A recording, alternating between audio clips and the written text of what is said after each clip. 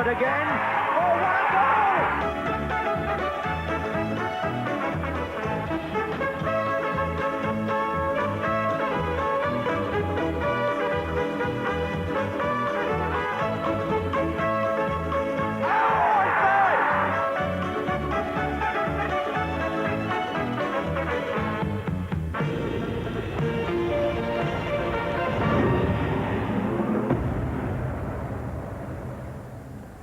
Good evening and a happy new year to you. They've made us wait for our football in 2004. No league action on New Year's Day, but the third round FA Cup draw threw up some intriguing ties, amongst them the game here at St Mary's between Southampton and Newcastle.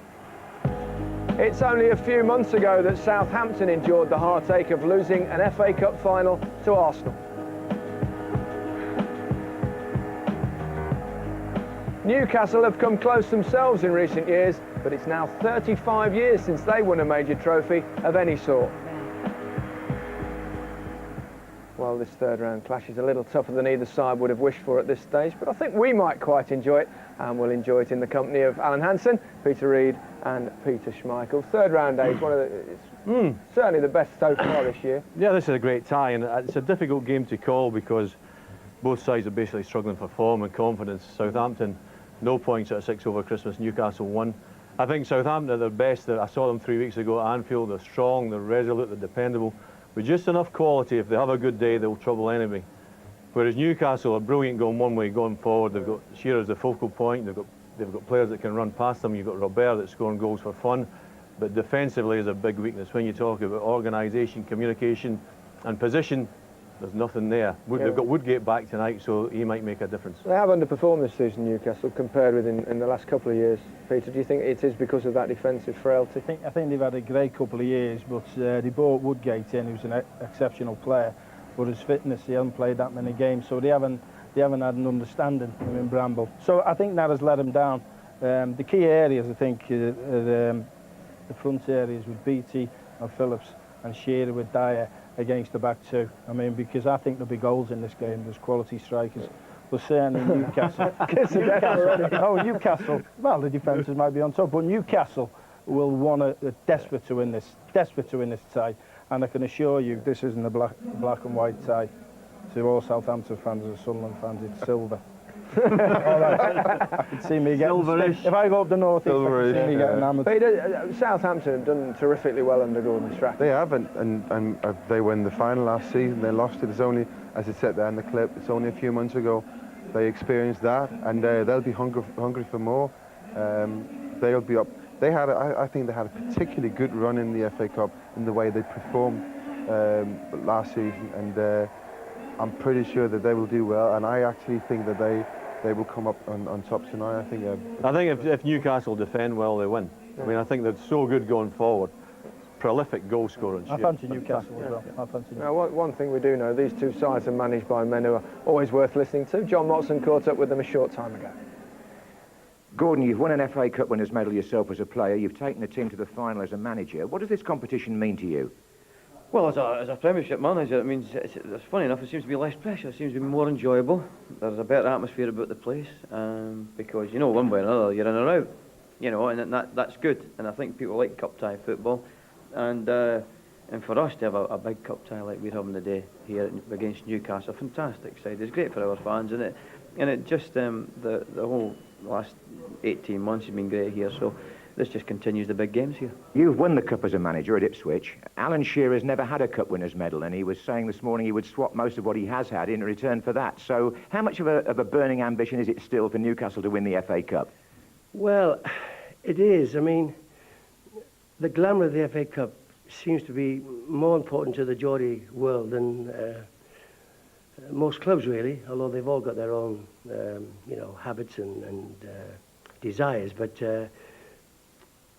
our public thrive on cup football, on the FA Cup. We would love to get to the final, but we can't think about the final yet. Any special plans for Shearer? Oh no, we've tried everything, and I think everybody's tried it. You know, I think the best way for that is to keep the ball in their half. You know, because everybody's tried everything against him, and he's proved of they'll come and go, the other strikers for 2 or 3 years, but this man's been about for 15 years now. He's the best. Jonathan Woodgate and Kieran Dyer back. Is that a big plus? Yes, Jonathan hasn't played for more than a month, It's not a risk because he's trained quite well the last 2 weeks. And his hamstring is fine, he's been fully tested. He's a super player, we bought very well. He's anxious to do well for us. Dyer has missed the last 2 games through a stomach ailment, but he's past fit, he's fine, he's in good shape. He doesn't need a lot of training to be fit, Kieran, in all fairness to him. He's got a lot of pace, and we lacked a bit of pace in the side, so he's in there. We're going to play him alongside Shearer. Not quite side by side, but in little holes that he can sparkle, and we just hope that will come off for us. Little holes that he can sparkle. He'll be sparkling alongside Alan Shearer. Gordon Strachan, the best for him? Oh, by far for me. I mean, when you talk about the great strikers, Henry, Van Nistelrooy, Michael Owen, Shearer not only scores the goals, but he's a great team player. I mean, when you look at his work rate over the last 10 years, it has been unbelievable. And he'll keep going for you, regardless of what happens. Better than Henry, Van Nistelrooy, Peter, for you? Or? At this moment in time, I think I'd play all 3. I'll go 4-4-3 with them 3 up front, but he's had horrific injuries and he's got that determination, and he's the ultimate professional, but doing what's hardest in football, scoring goals.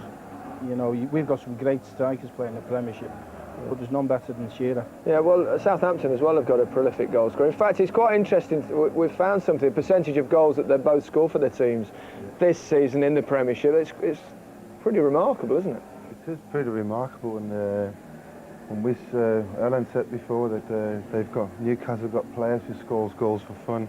That graphic there shows that they haven't. They have got one player who scores for fun, and that's to score 15 out of 26 goals is magnificent. 57% of all their goals, and James Beattie scoring 44%. It just shows how important these 2 players are to their teams, and I think that there's none better than Alan Shearer and for Newcastle. I mean, you've got 2 great strikers playing, but I still think the key to the match is how Newcastle defend. Yeah. Does that mean you're going for Newcastle or you're not? I think Peter's gone for Southampton. I go for Southampton. I think Phillips will start scoring goals. Yeah. I saw Southampton play the 3rd round here last week. So who's going to win? Tottenham. Newcastle. Newcastle. No, I'm not saying today he'll score them, but I think he'll score goals. I think he'll help Beattie out. And I think Newcastle will win. Southampton versus Newcastle in the 3rd round of the FA Cup. Our commentary team here at St Mary's Stadium, head of all things in football nowadays, Trevor Brooking, and head of football stats, John Motson. Thank you, Gary, and Happy New Year to all Match of the Day viewers from the commentary position as the 2 teams come out to a big ovation here at St Mary's.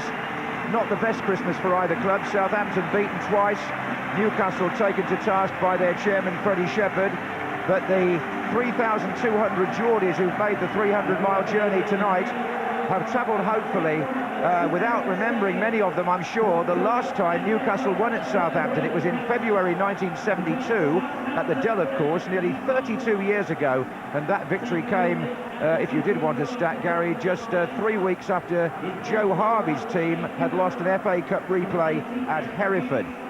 Strange how I remember that. Trevor Brooking, you might even have played for West Ham against Hereford in the next round. Yes, I did. We sneaked a 0-0 down there and then won the replay 3-1. I think it was a Monday afternoon.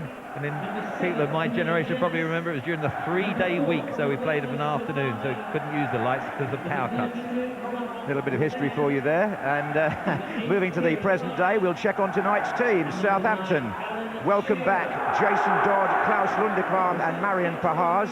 All 3 missed the Arsenal game. There's a change in midfield where Anders Svensson is preferred to Rory Delap. And in fact, just following on Gary's caption about goal scoring, the Saints have managed only 2 from midfield this season, Trevor, so they're obviously looking for an improvement in that area. Yeah, I saw Monday night against Arsenal, and midfield is where they struggled a bit. They were so intent in defensive areas, but certainly Anders Svensson, Pahars, you know, joining from midfield. Prutton from a central role could also get beyond the strikers, and that will be important. Right, well, Sir Bobby Robson's reaction to those scathing words from the chairman is not to panic. He makes just 2 changes, and those were always on the cards now that Jonathan Woodgate and Kieran Dyer are fit again. Andy O'Brien and Michael Chopra make way. So Dyer will play up front, as he said, alongside a man who served his apprenticeship here at Southampton and went on to become something of a goal-scoring legend, 33-year-old Alan Shearer. Well, he's been magnificent. He's sort of, you know, one of the old-fashioned central strikers. He's missed Bellamy, his pace alongside, and then, of course, Amiobi, different type of strikers, got injured. So it'd be important, really, for Dyer to stay close, get beyond him, and also the service out wide from Solano and Robert. Coincidence here that the referee is Mike Dean, who was here exactly a year ago tonight when Southampton beat Tottenham 4-0 in the third round, the match that we televised. And a little point about colours there. The referees have been told by the FA to wear all black in FA Cup ties, but because Newcastle have chosen black shirts tonight, Mike Dean and his two assistants, Mike Tingey and Keith Stroud, are in green. Substitutes bench, Ormerod, always capable of coming on and getting a goal for Southampton. Chris Marsden, who led them in the cup final. And for Newcastle, perhaps the two there that may come on and make a difference, Luar and young Darren Ambrose. Huge roar around the ground. It's been a great day in the third round so far. Congratulations to Telford, who beat Crewe, to Gillingham, who knocked out Charlton, to Kidderminster, who held Wolves to a draw, to Scarborough, who drew at Southend, and to Accrington, who drew with Colchester. All that excitement you can see tonight on Match of the Day at 10:55. But we hope to bring you some before that, Trevor, don't we? Two teams here well matched. Well, there's very little to choose between them. Certainly, Southampton will have to get better control than they had against Arsenal on Monday night. That's the key. If they can then supply Beattie and Phillips, I think they can give Newcastle problems, but they didn't get the supply on Monday night. No, and I think they're hoping, the Southampton coaching staff, that as well as Phillips hitting form, that Pahars, who will play wide on the left, is going to make a bit of difference. He scored from that position against Portsmouth here in December, and they haven't had the best of Pahars for well over a year. He missed the cup final, and indeed that goal was his first in well over a year. Newcastle then in the dark shirts, playing from the left.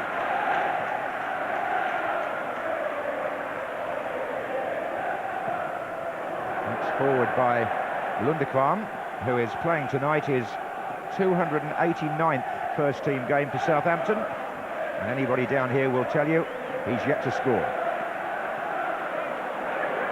Now Kevin Phillips with Beattie making a charge to his left. Bernard trying to get that goal side, swung in by Telfer. Here comes Shay Gibbon to meet Beattie, and Phillips following up here for Southampton, and it's hooked away by Gary Speed. It was a higher hanging cross. Shay Gibbon's not the tallest of goalkeepers, so Beattie did trouble him with his leap. This time, Gibbon is unchallenged. Do you think there's something about the goalkeeper's jersey there being remarkably the same as the team? Well, it's because I suppose the black shorts are close to the very dark colours of the the shirts. Probably give you a second look. I don't think it's bad enough to get him to change, personally, anyway. I must have got colours on my mind, sorry. Anyway, Gibbon kicks long towards Shearer. Dyer runs on behind him, which is what they're hoping will happen tonight, Newcastle. Just kept in by Solano. And an early test for Jonathan Woodgate, playing alongside Titus Bramble at the back.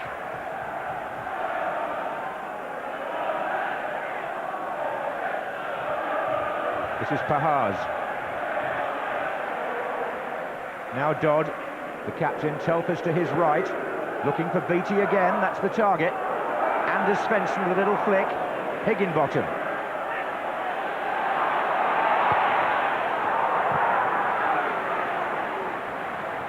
And now Michael Svensson. Well, Svensson just intercepting there. I think he's an excellent defender. Whenever I see him, he's very consistent. For me, one of the most consistent defenders in the Premiership. That was Robert getting Newcastle started. He's found Shearer. That's a Newcastle throw. They too, Newcastle, could do with a goal or two from midfield. Neither Dyer nor Genus have scored this season. Aaron Hughes has got the ball for the throw.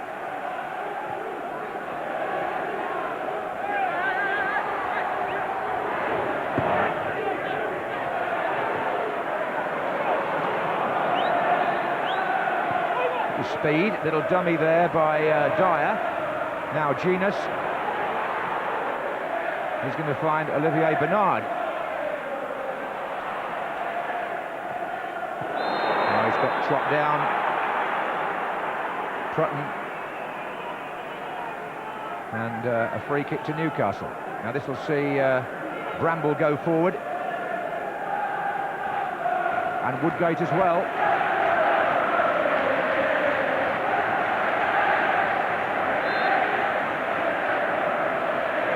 Robert taking charge at free kicks. Gary Speed's up on this side of the penalty area, and Robert shoots for goal. Well, he has scored a number of spectacular goals recently, Laurent Robert. Well, Naomi didn't see it, strange enough. When he was lining up to shoot, I thought, well, fancy shooting from there, but goes through a ruck of players. Now, just a little deflection there off the boot.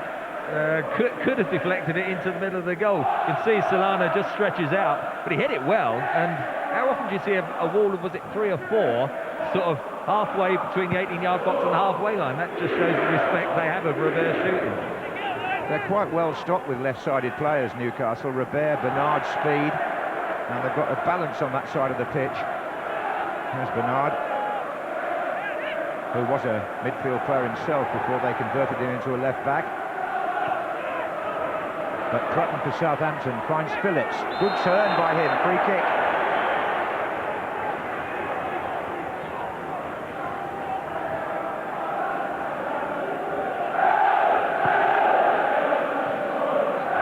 Didn't look like reaching BT. This is Bramble.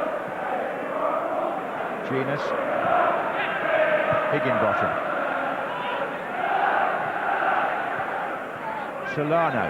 Now Shearer's made a run, and so too has Dyer, and so too has Niemi. Well, that's a little outlet that Bobby Robson was talking about. If Solana gets it, how often did we used to see Bellamy just going into those little channels out wide? Dyer playing further forward tonight. That's his role, and the pace did unsettle Southampton. Here's Dyer again. Got Solano behind him. This is Hughes to Dyer.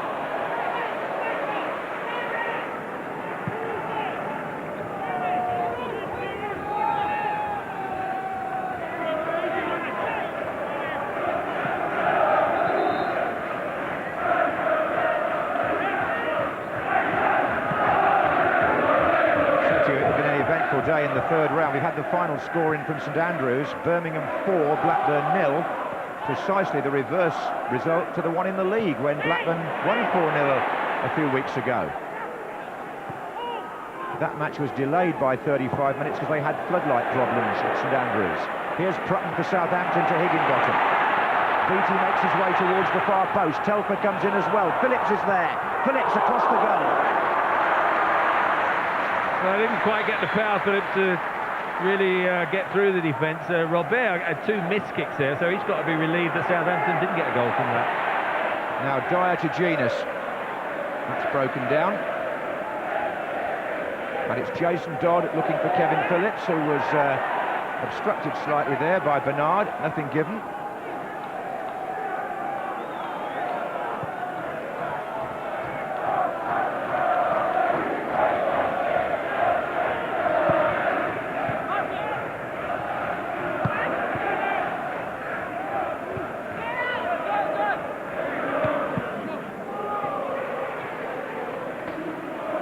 Draws Newcastle recently, in fact 4 out the last 6. It's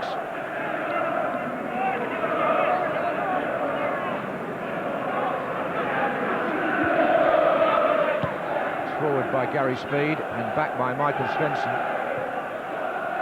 And now Anders Svensson with Telfer here. Tries to release Beattie, Bramble goes across. Jason Dodd is supporting. Here. Phillips is in the middle. There's Phillips. He got it down well. The flag's up. The flag's up. Offside. Either Phillips or Pahars, but he got it down well. Yeah, I think he might have used his hand. When the ball comes in, is he offside? Well, when the ball's played, I'm not sure. The flag goes up before it, the chest control. The unfortunate thing was, if he'd gone across the face of the goal, Pahars was coming in unmarked. It was a great ball in. I think a hand definitely would have been penalised other than the offside. As Peter Reid said, you'd think Kevin Phillips would start to score goals sooner or later. He's only got 2 for Southampton this season. One of those was in the European competition.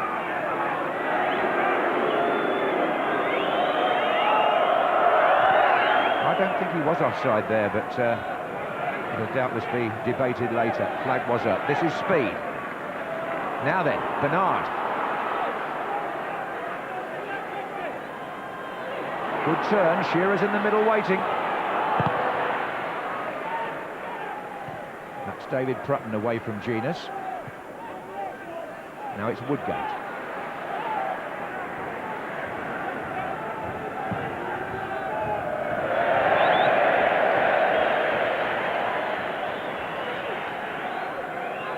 So Bobby Robson coming up to his 71st birthday. And his side certainly on the performance tonight. This is Genus to Dyer. Bernard. Robert. Dyer again. Bernard's been brought down. It's Telfer. And it's a free kick to Newcastle. And again, Robert puts the ball down. And again, Bramble and Woodgate make their way forward. In fact, there are plenty in there. Woodgate! Corner. Well, it was a great delivery. Terrific free kick. And Genus, the 7th, I think, who gets the first touch just behind it. It just sits up. So he has to snatch it at Woodgate. Wouldn't come down in time. Got challenged, but he's won the corner. Robert will take the corner as well with his left foot. So Woodgate can stay forward.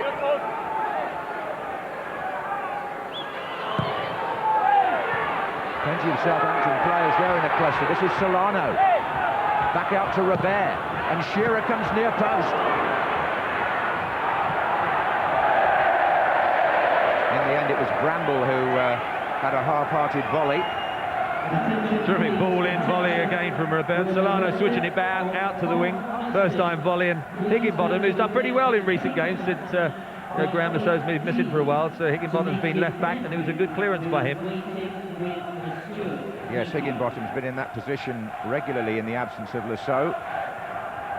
Gordon Strachan starting the match up in the stand next to the Southampton chairman, Rupert Lowe.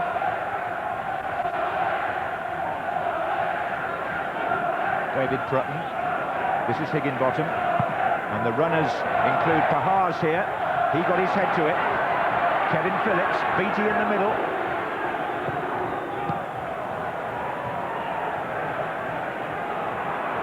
Kieran Dyer. Shearer to his right and Robert to his left. Bernard.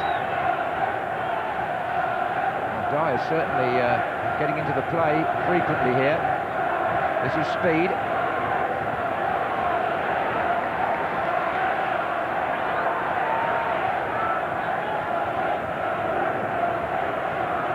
Bernard. Dyer will pick this up. Shearer. Dyer again. Solano's come up on this side. Higginbottom beating through it. And this is Pahars.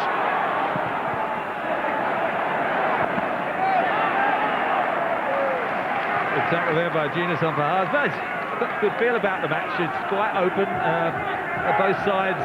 When the opportunity is there, they're encouraging the fullbacks, overlaps. So at present, you can see both sides very fired up, looking for the win, and no cat and mouse stuff in this opening 12 minutes. Oh no, neither side really made that way, in fairness, and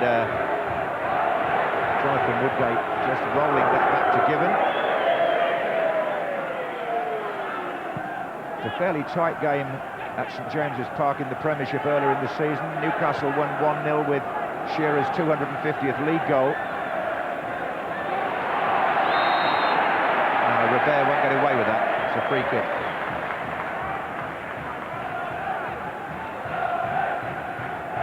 Robert is such a frustrating player. He's got a wonderful talent, spectacular volleys, and then does silly things, won't track back. But he's done very well. A lot of goals from midfield this season. Certainly 8, I think. His output is good from that position.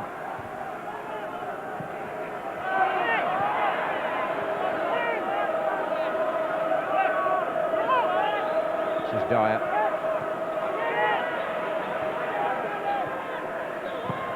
Forward by Bramble. Shearer being marked by Lundekvam.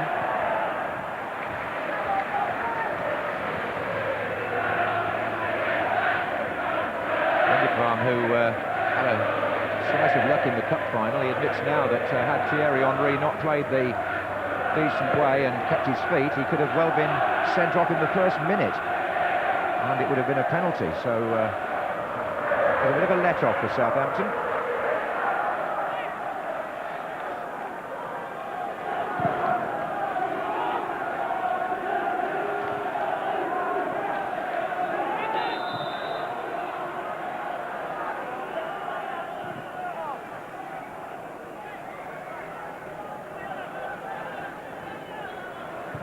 Woodgate takes the free kick, seeks out Robert. This is Telfer, and that's too long for Beattie.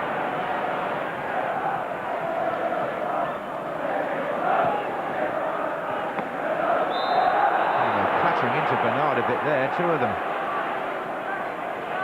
He's like a sort of winger, isn't he? Quite often in those defensive positions, he brings the ball, takes people on. Sometimes, of course, defensively then gets called out, but he and Robert's quite positive flank down that side so far. Forward by Bramble, back by Michael Svensson, flicked on by Anders Svensson.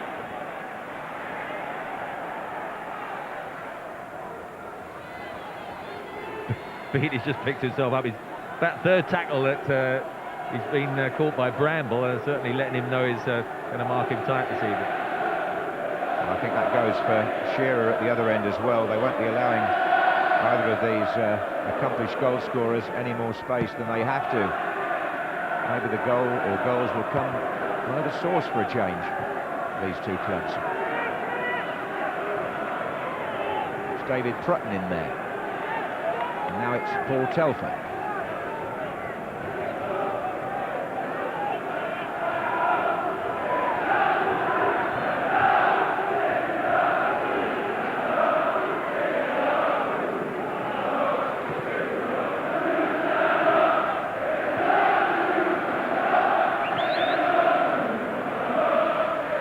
Atmosphere here at St Mary's. There were those who thought that the Dell, with all its charm, would take some replacing, but no questions now about Southampton's relocation. Twice as big a ground, twice as much revenue. Probably more than twice as much revenue. Forward by Bramble, not very convincing. Woodgate looking for Shearer. Michael Svensson at his back wins it.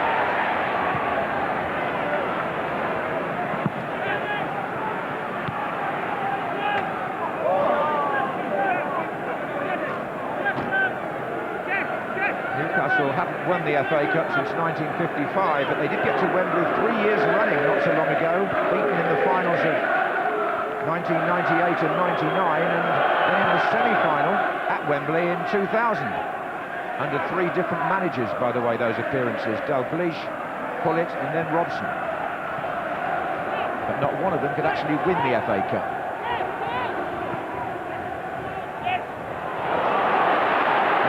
Phillips looking for Beattie. Dodd finds Higginbottom. And now it's Pahars. Trutton's in there. Important header out. Very speed. Well, that was their best move. One side to the other. 5 or 6 players involved. The cross was a decent one towards the near post, but speed does well in the air. Phillips has come short. Beattie is on the 6-yard line. They haven't got the long throw expert to lap in the side tonight, Southampton, so they may change tactics there. Pahars. Anders Svensson. One back for Newcastle by Solano. Then Aaron Hughes. And still. Well, Prutton had to make that challenge because Higginbottom, Pahars were all caught isolated up in that corner there. But again, just working hard. If you come to St Mary's and play a Southampton side, what you do know is you're going to get a team that's going to work from the start right to the finish and really work hard to close you down. The referee was so close, he was entitled to say play on. And Olivier Bernard broke well there, and it could come back to Alan Shearer. In fact, it did, and then the sting was taken out of the shot by the deflection. Well, Bernard again, well, I've got to say, I thought The pass was the one out wide to Solano. He knocked it back into a crowded area, and although in the end Shearer got a shot, it was blocked and really no sting and no trouble to Niemi.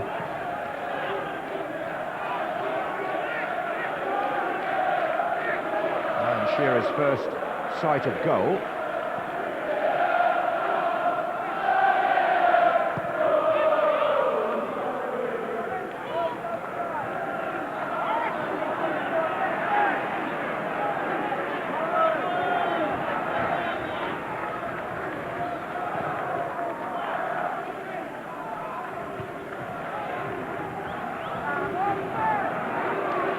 About Southampton, their work ethic is such that they push the opposition, press the opposition back so much. Newcastle finding it quite difficult actually to get out of their own half just at the moment. Solano. This is Dyer. He's got Hughes on the right. Solano again. Offside against Shearer. About there, or just about another 5-10 yards further up there, the sort of areas they want to get Solano and Robert on the ball. Shearer there, definitely offside, likes then just to pick up position in between central defenders and try and attack the ball nearer the penalty spot. That time though, Southampton holding their line superbly, as they so often do.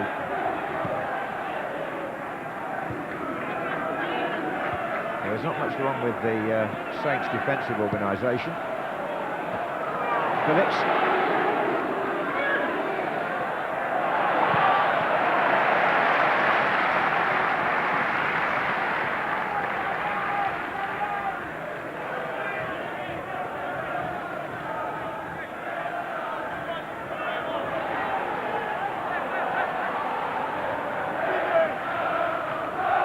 Tahars, now he's dangerous from this position.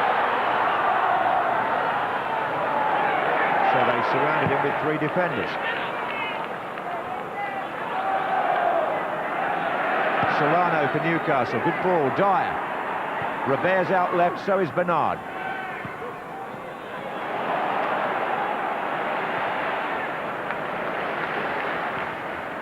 Forward by Dodd to Beattie. And now Solano. Shearer. Some speed. Robert. Dyer. Free kick. It was Anders Svensson who committed the foul on Kieran Dyer.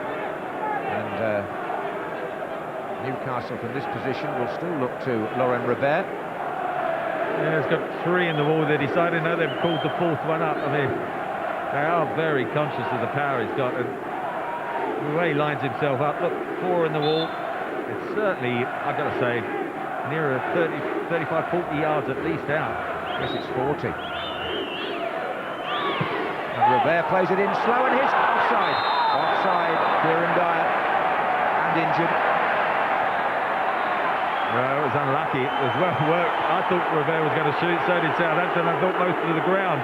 Knocked it into Solano, and it was a little touch. Dyer, I think, might have hurt himself because he's on his heels. When the ball comes in, yeah, I think he's offside then, not when the actual second ball comes in, but the flag's already up by now.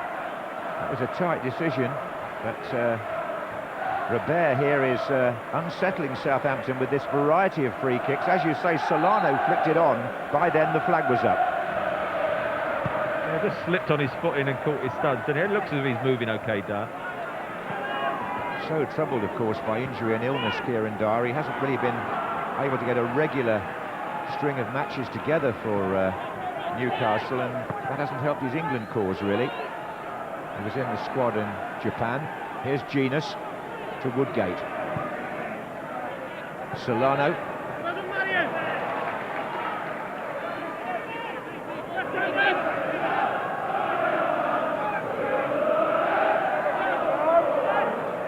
Shearer with Michael Svensson. Hughes. Solano. Dyer with a shot for Newcastle. Goal! It's Kieran Dyer on his return who puts the Geordies in front. After 24 minutes, Bobby Robson having brought Dyer back into the side, gets his reward, and Dyer gets his first goal of the season. Played in here from the right-hand side by Hughes. Solano got a flick on there, Trevor, and then Dyer just picked his spot. Well, they had a good little few minutes, didn't they? And then Hughes hangs one up. The crucial touch is Solano, and it was a good header because he knew Dyer was behind him. Little flick at the back of his head, as you can see. Look, he hangs up there. He has had a look. He knows he's there. Good first touch. Takes a long time to come down to hit it on the half volley, and well, tucks it away well. Do him a lot of good. Certainly will. I think you have to go back to last February for Dyer's 2 goals against Leeds at Elland Road, but that's certainly the opener in this cup tie, and here's Beattie. Nice touch by Norberto Solano, and here's the man who started the move, Aaron Hughes. And it's Dyer again, and this time Genus comes in behind Brutton. Southampton 0, Newcastle United 1. Solano, oh, they're playing well now. Solano gets a corner off Danny Higginbottom. Well, it's right, Southampton, they've got their tails up as well, Newcastle. Certainly, Genus got terrific lung power from the centre of midfield. If Dyer goes out wide, as he did in the corner, put in the low cross, it was Genus getting in there. Well, Woodgate and Bramble are up for this. Woodgate talking to Shearer. And in comes Bramble. And here's Kevin Phillips on the break with Pahars ahead of him. And Bernard intercepting for Newcastle. Well, after the week they've had, after taking on the chin the criticism from their tonight absent chairman, Newcastle have responded. Here's Solano again to Shearer. It's their supporters who are making all the noise in St Mary's Stadium at the moment. Robert to Dyer. Back again to Robert. Shearer on the penalty spot.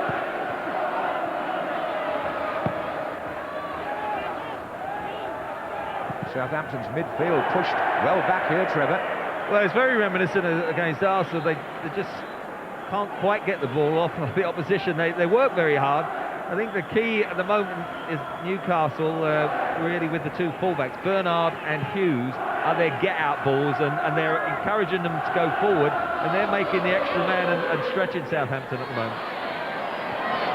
Yes, Alan Shearer there in the corner, forcing the throw.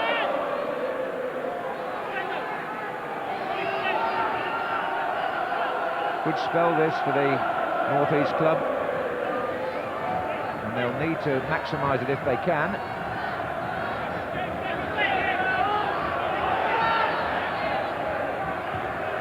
Shearer trying to flick on, that speed. Bernard again, no, he got caught there. Phillips, Beattie.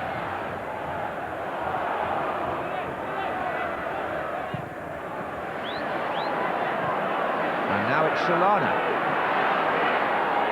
Trying to find Dyer again. That plan to play Dyer close to Shearer is coming off at the moment for Newcastle. Well, he's just popping up behind the Southampton fullbacks, and that's given them the extra man, and they knock it back to their own fullbacks. And at the moment, they just can't enjoy any spell of possession, Southampton. The home crowd getting a bit frustrated. This is Higginbottom, Michael Svensson.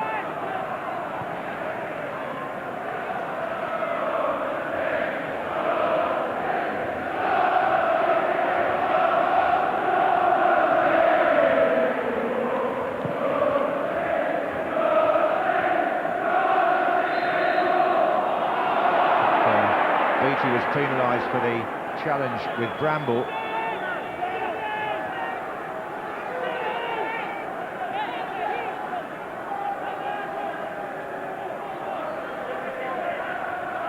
Shearer the obvious target here, really. And he's won it, but only by using his body weight, and it's a free kick to Southampton. 1988, Shearer signed professional forms for the Saints. Went from here to Blackburn and won a championship medal, one which he says he would happily exchange if he could win an FA Cup winners' medal at the end of his career.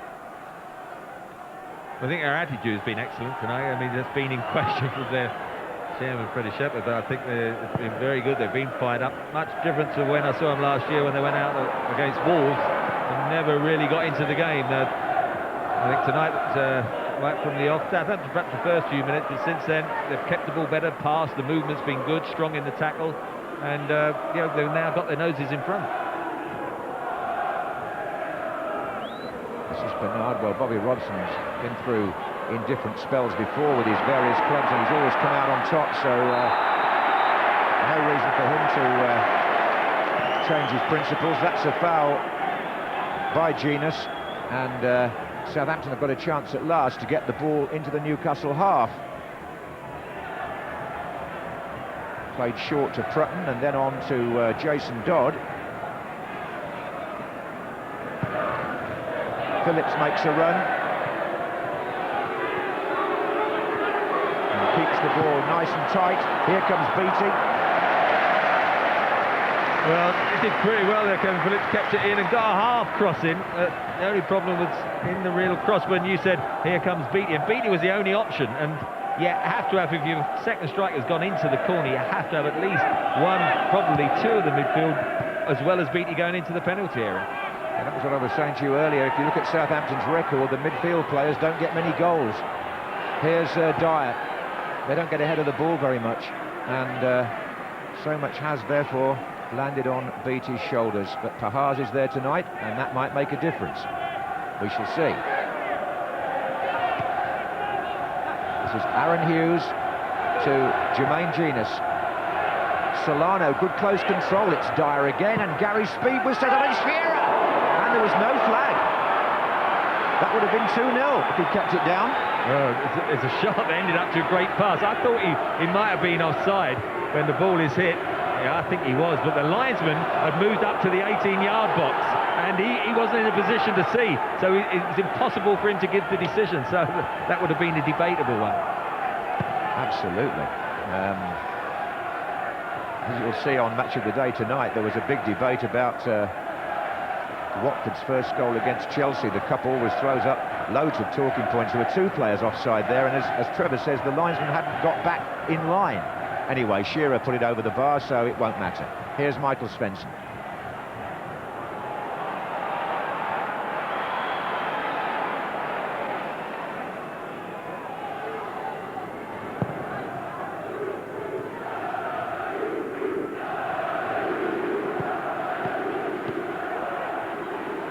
Beattie. Crowded out, and Solano can get Newcastle going again. He's got Genus in a good position here. Dyer's to his right. This is Dyer. He's overhit that slightly, but it's going to come to Robert. Side netting. Well, he thought he got a corner, but it's a terrific move again. Help when Solano got it on the right here. Genus running through the middle. Then Dyer was out here on the right-hand side. I thought his ball in could have been better along the floor. He hung it up, and then Robert knocked it into the ground. This is the goal. That one was hung up. Little back header was the key. Perhaps the time it took to come down, could have anyone have made a challenge, Svensson or Dodd? They weren't able to, and he tucked it in. And that's where we're at. 1-0 to Newcastle. 32 minutes gone in the FA Cup third round. A day which has already produced any amount of excitement. And there'll be some more tomorrow in all probability. Dodd takes the free kick for Southampton. Michael Svensson's always a threat on those. Hence he was closely marked. This is David Prutton, and that's not a good cross. That was poor. Woodgate was the man who got the header, and certainly Woodgate will have to keep an eye on Michael Svensson, who's good. Dyer certainly has done very well in that role. Difficult to pick up, drops deep and goes down into the channels, out wide, and then through the centre. He and Genus getting into that position and tucks it away. And certainly I was really surprised when you said neither Genus or Dyer scored this season, so good time to do it.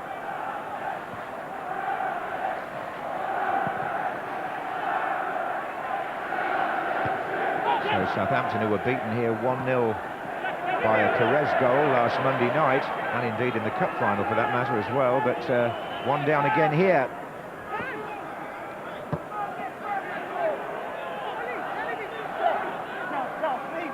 Gordon Strachan not slow to show his anxiety. Dennis Rowe sitting next to him. Beattie on the prowl, and Bramble winning out against him and also gaining the free kick. Good physical contest going on between those pair. Beattie's been clattered 3 times. I think this little shoulder challenge is all to do with what's gone before, but they both reacted well. Bramble holds his ankle, but certainly at the moment a bit of frustration, I suppose, from Beattie, because Bramble at present, who can be prone to the odd error, has done a good job on him. Well, nothing wrong with a shoulder charge as long as the ball is within playing distance, if I'm not misquoting the laws there. Anyway, it's a free kick taken by Given, and this is Anders Svensson, who's found Prutton, who in turn has found Pahars, and now Phillips on the chase, but good defending by Jonathan Woodgate. And Newcastle have turned that into an attack with Robert. Forward by Solano, and Dyer now, and Aaron Hughes well forward from right back, forcing Southampton to cover hurriedly. Hughes, who scored against them in the league last season, really picked his moment there. And we've got a corner to Newcastle, and Southampton having to pull players back. Everybody except Pahars is defending now. Woodgate is right in the thick of it. Bramble's the furthest player over. Shearer near the 6-yard line.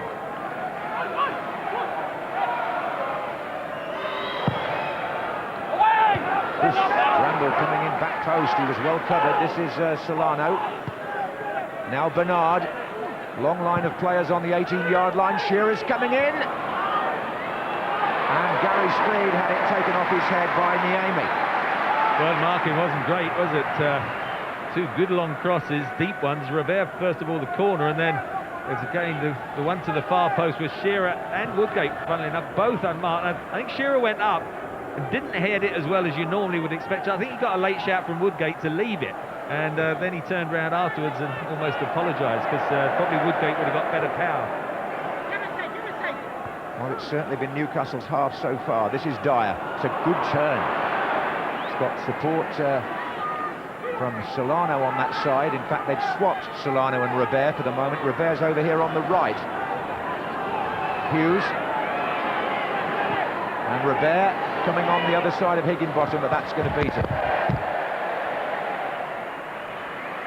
Just knocked our microphone to 6, and very sportive of him, picked it up and put it back into place. But at present, you've got to say Southampton, the fans trying to lift their team, but at present you're almost thinking, will they concede another goal before half-time? Because Newcastle are definitely totally in control. Well, it's amazing what a little bit of criticism can do, isn't it? Newcastle seem to have really got the bit between their teeth tonight. And how you want attitude in this game anyway.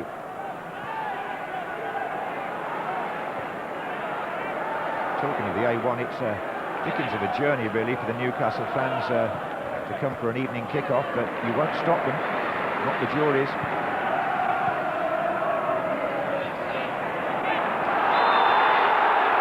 Shearer's got a free kick against Svensson.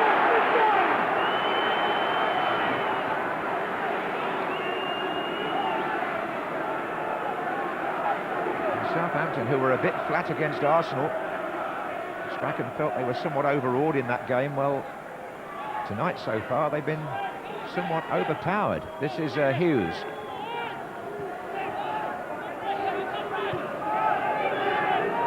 Newcastle calling all the shots in midfield at the moment. Bernard.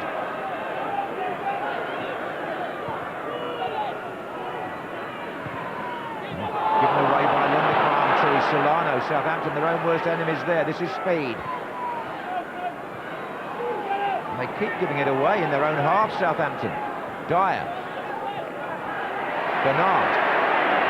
Genius. Robert. Solano on the ball now, and now it's Dyer again. And he's won a corner. Well, that was sloppy play by Southampton, you have to say. They had the ball 3 times, gave it away every time. Well, that's right. It's no good working hard to get the ball back and then suddenly giving it straight back to the opposition, which is what they did on 3 occasions, and which is what they're struggling for in this first half, really. They just can't keep the ball, particularly in midfield. Solano takes the corner. Oh, it's anybody's! And scrambled back to Robert! And it's gone in!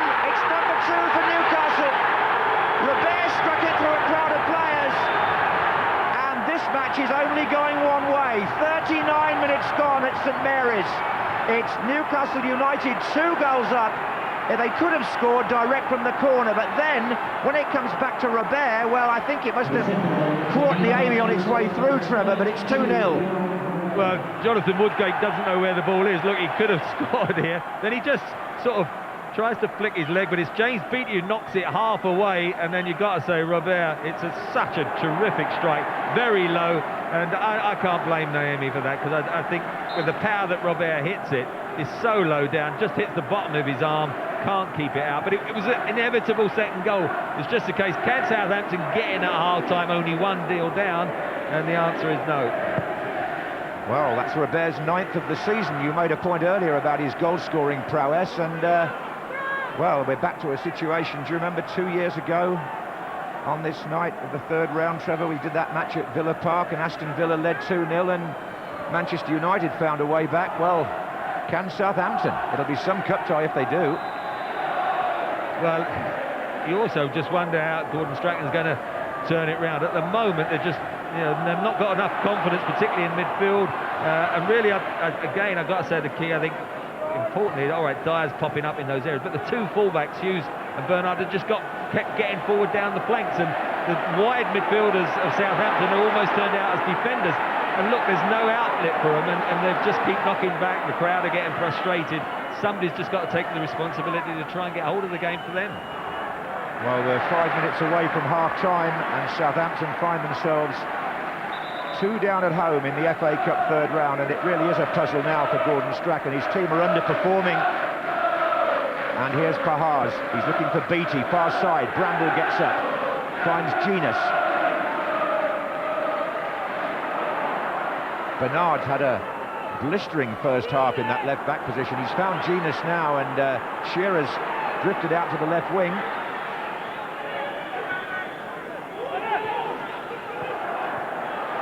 Now then, is there an escape route for Southampton? No, there's not there.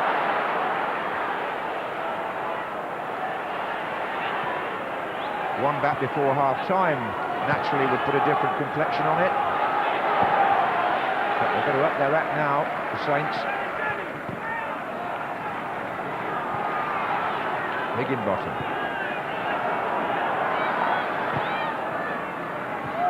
Telfer.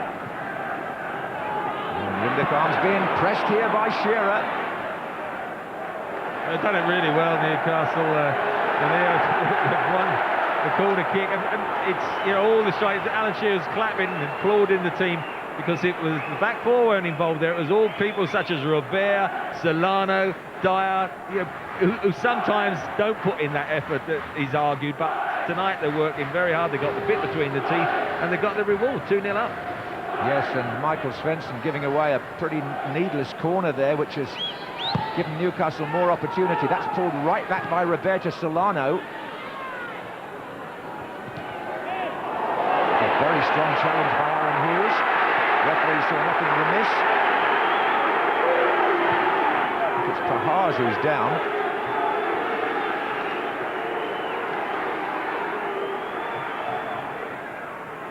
And it's noticed there, Gordon Strachan having a word over on the touchline. He clearly isn't happy about this challenge by Aaron Hughes on Marian Pahars. Well, it's a bit high. Both put their feet up, both didn't fancy heading it, and Hughes got contact with the ball, and just on the follow-through, as it was his knee that went through into the midriff. So I don't think it was quite as bad as perhaps the home fans thought. Headed on by Anders Svensson, but Bramble gets there ahead of Phillips. Shearer gets a touch, trying to find Genus. Prutton for Southampton. Looking for Telfer. Jason Dodd nudging it forward for Beattie. Now then, bit of climb. We're going to have 1 minute of stoppage time, and Southampton at last have got an opportunity here. It's a free kick on the far side.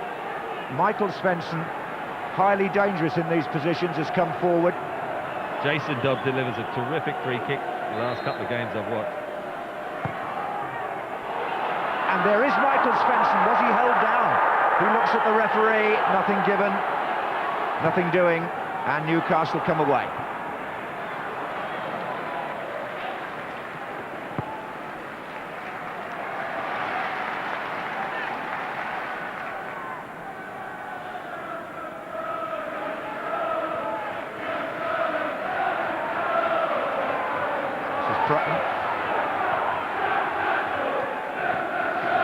Higginbottom down the line, but Pahars is brushed aside there by the commanding presence of Woodgate. Newcastle just moving it about very comfortably. Bramble to Solano. Certainly Woodgate you just mentioned, it doesn't look as if he's been out for a month. He's been excellent this evening. And he's got an opportunity now to polish up his England credentials, Jonathan Woodgate. It may be a good time for him to do that in the light of what's happening with another centre-back. And now here's Phillips coming in on the blind side.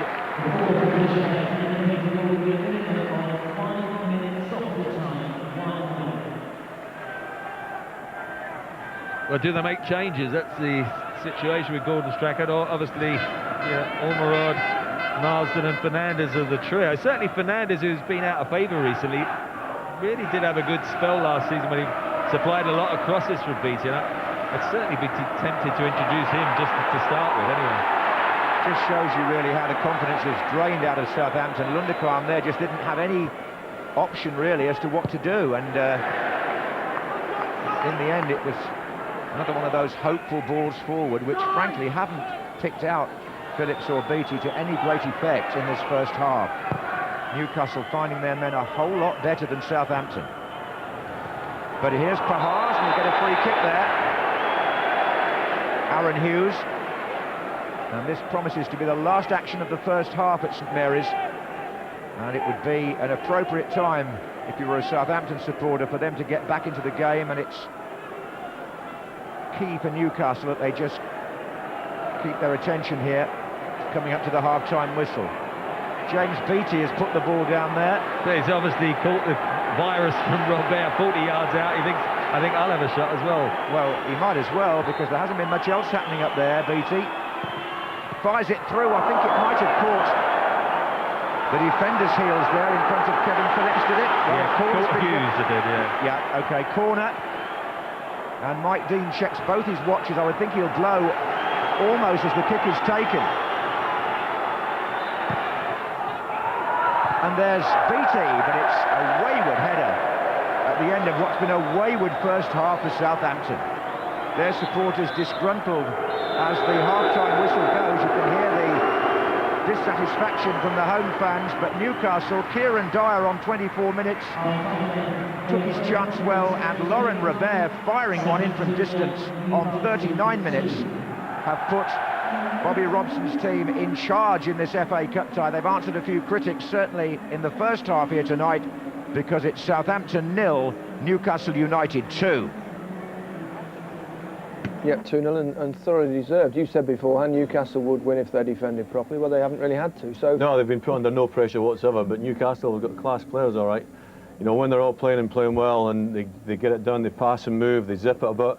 We mentioned Alan Shearer at the top of the programme, but he's been all right, but the best players have been Genius, Dyer, Robert, Solano, and Speed just in front of the back four. And what they've done is they've midfield four, plus one in front. But what they've done is they've controlled the game.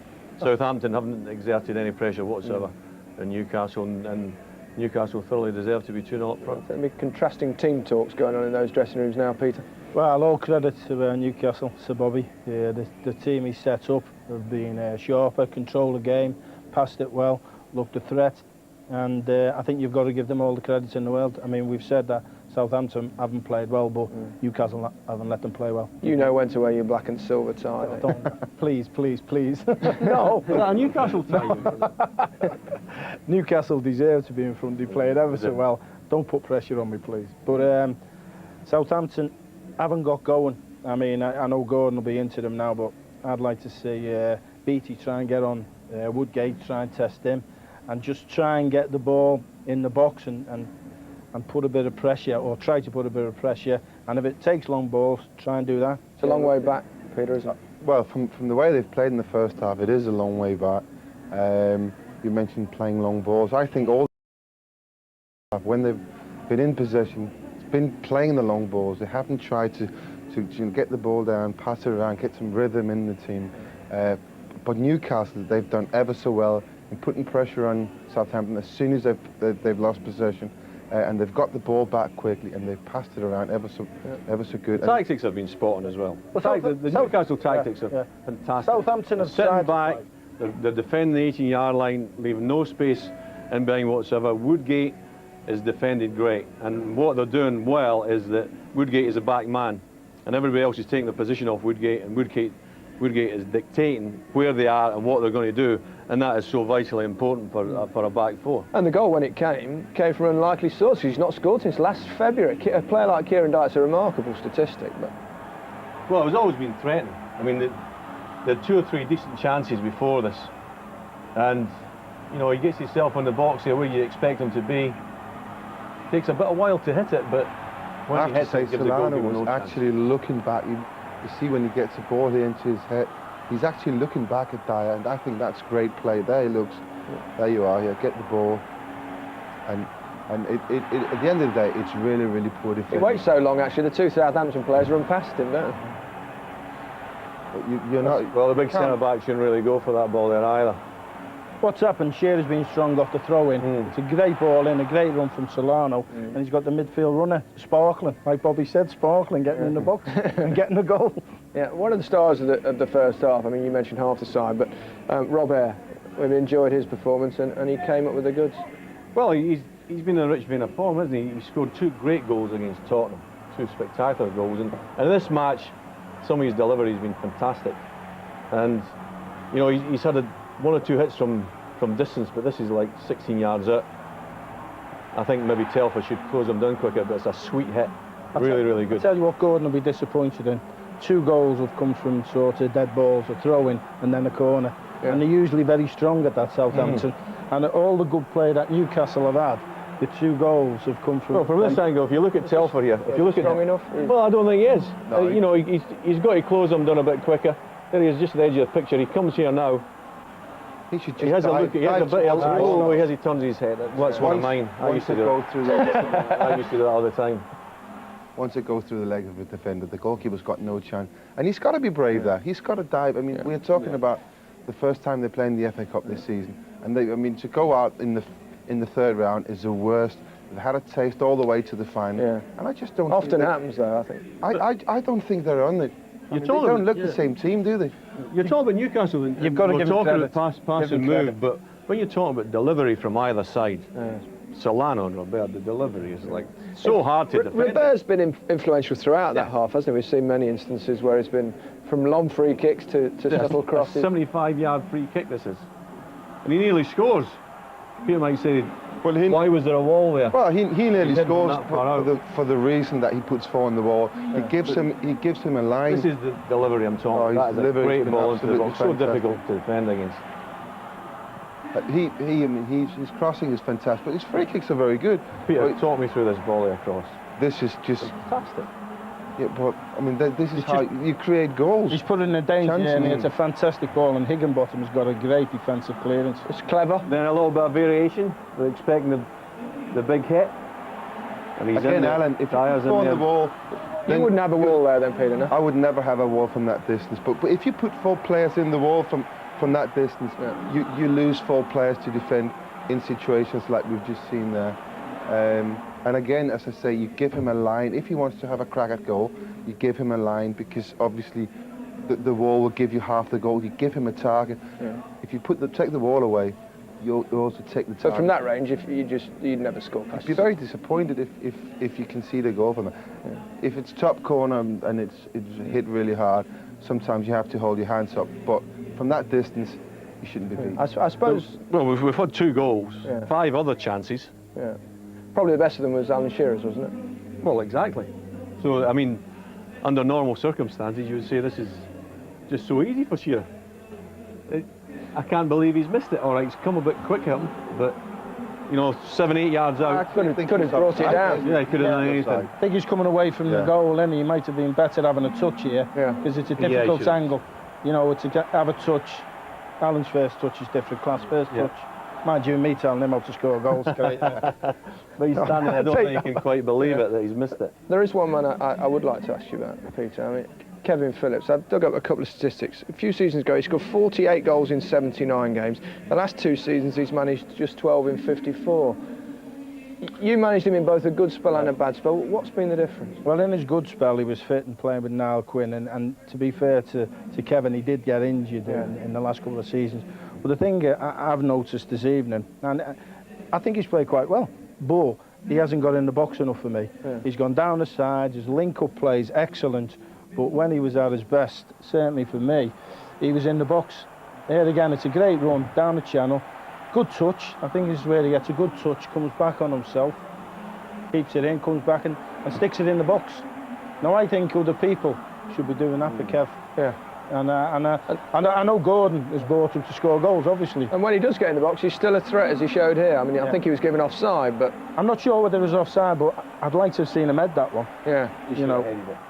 That shows to me a total lack of confidence of what he's doing. He's on, he's on. When he actually gets in there, he doesn't know what to do anymore. I wouldn't say that, but I think like when you fall a little bit behind him. He's not coming just. Yeah, but you could just. I think you can. He's running in it just a little bit behind him. And for a goal scorer like Kevin Phillips, right, the amount of chances he's missed, easy chances this season, is unbelievable. It's confidence. Well, that's what it is. That's what it is. It's a confidence Well, factor. when you first come to Everton, it was about 8 games, wasn't it? Yeah. You didn't get one. I think it was 3, actually. It was 3. I scored in my 4th game at Tottenham. I had a diving header, actually. I remember it well. Was that 1 and 8? But enough of that. Yeah, but 1 goal in 8 matches for a striker. Would have been terrible, wouldn't it? Thank God it wasn't. Now, it's been a busy afternoon in the FA Cup. Here's a flavour of the 3rd round. After going behind in just 34 seconds, Ginningham's response was as thrilling as they come. In a cup tie of the highest drama, their 2nd goal was probably the best of the game. Mali international Sidibe's header unstoppable by anyone, even Dean Kiley. This was a thoroughly deserved Gillingham success, with the high drama finish contributing to a game that sums up what the FA Cup means and is all about. Alan Kirbishley will wonder why he didn't play his full strength team.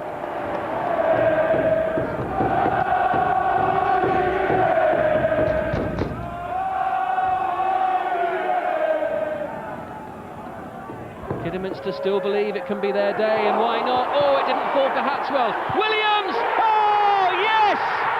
And no, they really do believe it could be their day. Dave Jones, 4 minutes away from seeing his side knocked out of the FA Cup at the first hurdle. Can they find a reply? Here's Alex Ray! Yes! Oh, heartbreak for Kidderminster Harriers!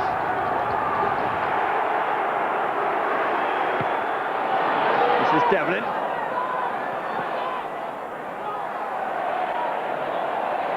And he's done well. He's got Ardley there to supply the cross. Helgeson! Off the underside of the crossbar now. And the goal is given. The goal is given. The referee got a look from the linesman who indicated the ball had crossed the line. Lampard. That's a good ball to Gronkier. And that will be a penalty. The young on-loan goalkeeper from Chelsea bringing down Gronkier. Best pass of the match from a Chelsea point of view. Good Johnson. Calmly done. It's 1-1.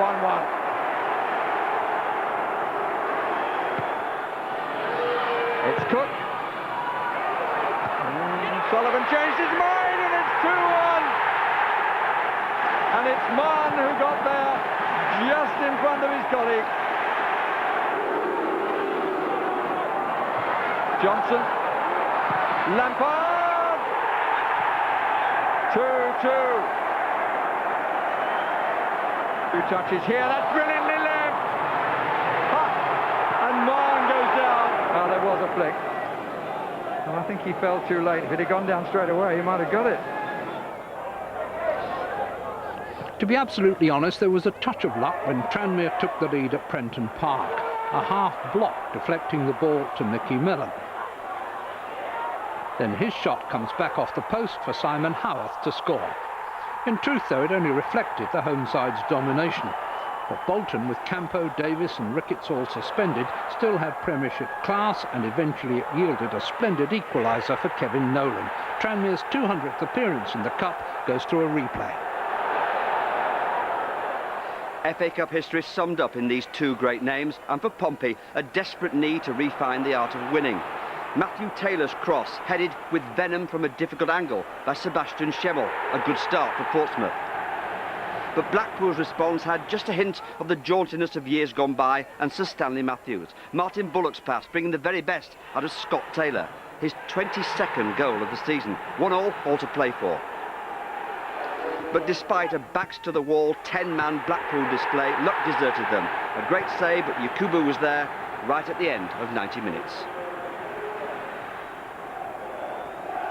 Telford, encouraged by having removed Brentford from the second round, went for a quick demolition of Crewe Alexandra. Only just over a minute played, and Lee Mills outjumps the goalkeeper at the near post, 1-0. Crewe's response met uncompromising resistance from Chris Mackenzie in Telford's goal, and when he was beaten by Dean Ashton, the goalpost came to the rescue. Another scalp for the conference. The Interlink Express Stadium may not exactly roll off the tongue, but Colchester nearly toppled there. And one man always looked likely to score against them, Lucal James. With Simon Brown advancing, his shot hit the bar. The name of Accrington Stanley lives on for the moment. Scarborough reached the third round by winning away to second division Port Vale, but within 10 minutes they fell behind to third division Southend. It was a well-taken chance by Jay Smith. So it remained until well into the second half, when Clint Marcel set up Scott Kerr for the equaliser. A home replay for Scarborough, who go back 125 years but have never been in the fourth round. And if you want to see what happened in all 28 ties, then tune into Match of the Day later tonight, BBC One, 10:55.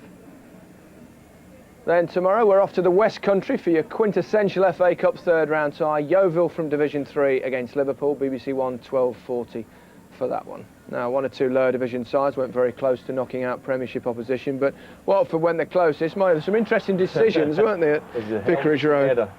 Is this over the line? I don't think so. Have a look at the linesman there. Where I think it was the linesman that gave it.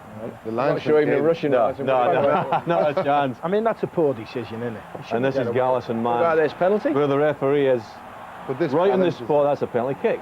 It balances it up, you know. That's a penalty. 2-2, of course, when this happened. They've got a goal out of nothing, and maybe he was too close. A great result for Watford, a great performance. Why do you say that? The extra revenue from the replay. Yeah, were very helpful. Some terrific but the third round of the Cup has been what's about drama, excitement, goals, late goals, some heartache. Blackpool, 2-1 in the last minute. There's a few. Kidderminster. Cool.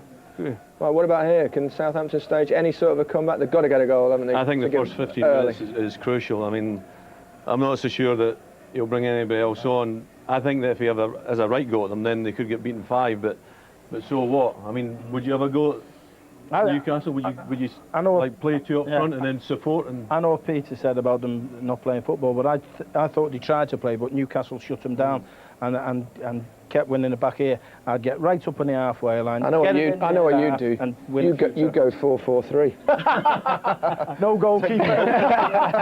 That's a great formation, that one, by the way. Anyway, he can bring Fernandes on, who's tricky, and maybe bring you a bit of quality and a good. You might as well go for it. You might as well go for it. Get a few goals. Well, it's not surprising looking out on the pitch there. Newcastle players are out first. I thought the Southampton team meeting might go on a little bit longer, but they're out now. Let's rejoin Trevor and John. Thank you very much, Gary. Yes, Newcastle were out some time before Southampton, and a reminder of the team lineups here. Southampton, who started that way and look as if they're going to continue that way for the time being, and Newcastle, who've had the injection, if you like, of the return of Dyer, who scored the first goal, and Woodgate, who was dominant in defence. And for Alan Shearer, perhaps the dream of an FA Cup winners' medal is still there. He's still to achieve that, but on the other hand, a number of illustrious players who never won an FA Cup winners' medal. Tommy Lawton, Tom Finney, Johnny Haynes, Gordon Banks, George Best, Peter Shilton, Alan Ball and Malcolm McDonald.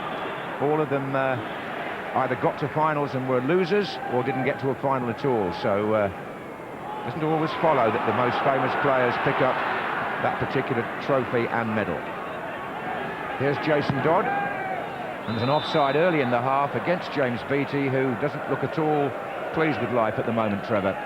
Well, he doesn't look at all pleased with Jason Dodd because he wanted the ball earlier. Jason Dodd then had the extra touch, knocked it over, and then of course he's a yard or two offside. So they need, as I think Alan was saying, they need 5-10 minutes to get the crowd behind and get one or two half openings and if at all possible a goal, but they've certainly got to get more possession than they had in that first 45 minutes. There's Shearer. Well, I think it could well be that Gordon Strachan feels one goal and they're right back in it, and in the cup, as we've said before, you never quite know. He's got one or two options on the bench should he need them. I wouldn't be surprised to see Fernandez and Ormerod if this doesn't improve. Robert.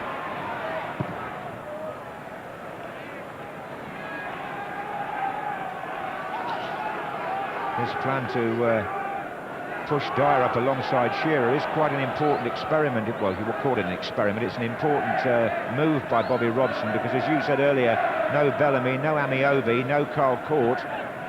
He's really run out of first choice strikers to support Shearer, although he was quite pleased with the way Michael Chopra did against Blackburn. He had a goal disallowed. Young player for the future. As it is tonight, Dyer has done the business. Yeah, I just think with Bellamy's long absence, he was such a key player alongside Shearer. His pace just frightens sides, and Dyer further forward can do that. Big shout for handball there, but nothing came of it.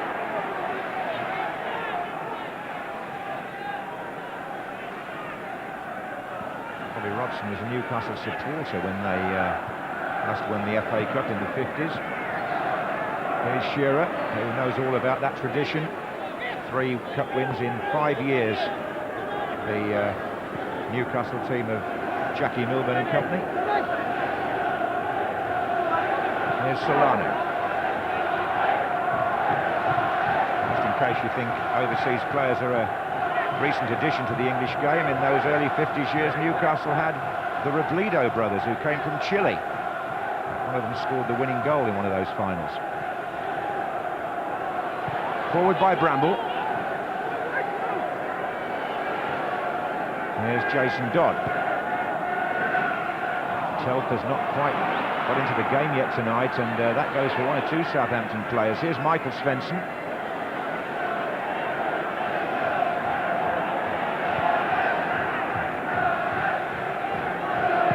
Trutton's made a run off the ball on the left-hand side, being checked there by Genus. It's come to Beattie, in turn to Phillips. He's found Telfer.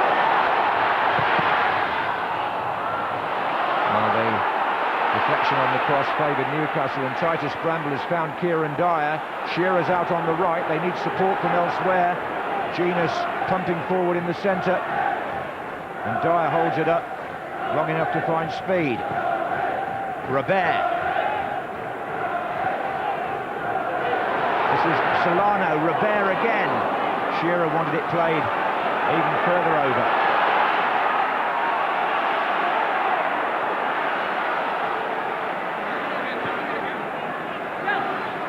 Beattie trying to pull away there in the middle from Woodgate, but Telfer didn't deliver that particular cross. It's been worked across to the other side to Higginbottom.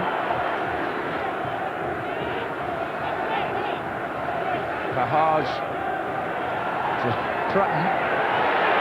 And Telfer wants it over here. And he's got it. And Beattie's in the centre. And Bramble is back there finding Robert.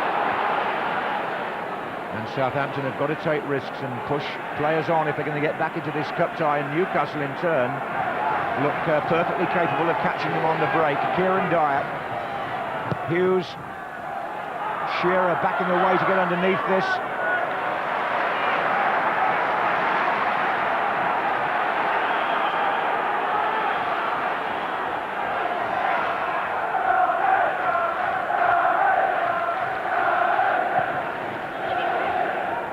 On by Phillips, but Bramble's had a good game so far tonight, Trevor. Yeah, I mean, it cost him, what, about £5 million. Came in and a little spell and then made 1 or 2 errors and hasn't quite established all that promise that people expected when he was at Ipswich, but he's done very well tonight. The ability's there, it's just to keep the concentration and get the consistency in his performances, helped by Woodgate, I think, tonight alongside. Michael Svensson up there in the crowd, goal kick. Yes, I think Bobby Robson thought quite carefully about who to pair with Woodgate on his return, and Bramble got the vote over O'Brien. And these supporters, who are never anything less than passionate, home or away, are just enjoying themselves so much that the 300 miles won't seem so bad if Newcastle go through to the 4th round.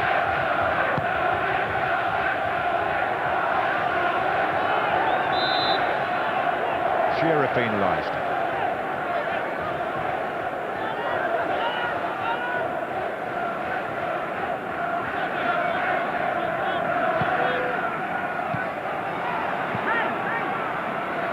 This is Telfer.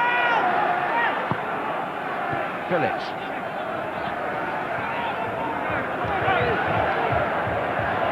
Again, Southampton are forced to go all the way back.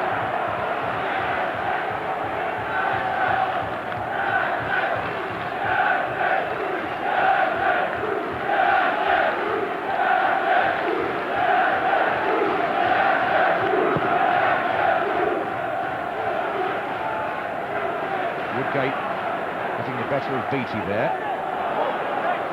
It's a Southampton throw. They really need to increase the tempo a bit and get some momentum going in their midfield, Southampton.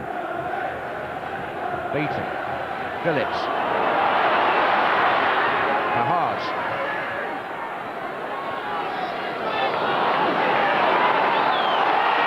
He's still working his way back to fitness, Pahars, and he's out wide on the left in midfield this evening. Looked a little bit lightweight, sort of been overpowered on a few occasions. Probably at his best when he's fully fit. Through the middle is probably where he is more effective, can go either side. I wouldn't expect him to see out this half. We've got Marsden on the left-hand side, but he's not a natural attacking one, so certainly Ormerod could come on that side. I've seen him play the left, sort of joining, then beating Phillips, making a third striker perhaps. Yeah, and here's Anders Svensson to Higginbottom. Pahars. Lofted towards Beattie here. Well, that was a foul. That was a good ball in. I'm pretty certain Bramble gave a little tug to Beattie. As it's going across, he gets behind Bramble, and I think he just tugged his arm, which took him away. He couldn't get a clear header in. Let's see if we get a better view of it here. Bramble just gets hold of his hand there and stops him jumping up, but Bernard, I think, had done well enough anyway covering. It was a hanging ball anyway. It's not the most difficult to deal with defensively. You've got to knock him in, I think, in more pace. I think referee Mike Dean was quite well placed actually to see that incident, so he didn't see anything remiss. It's still a stage in the match where Southampton are looking for a little bit of inspiration, and it's been a forlorn search so far. Dodd.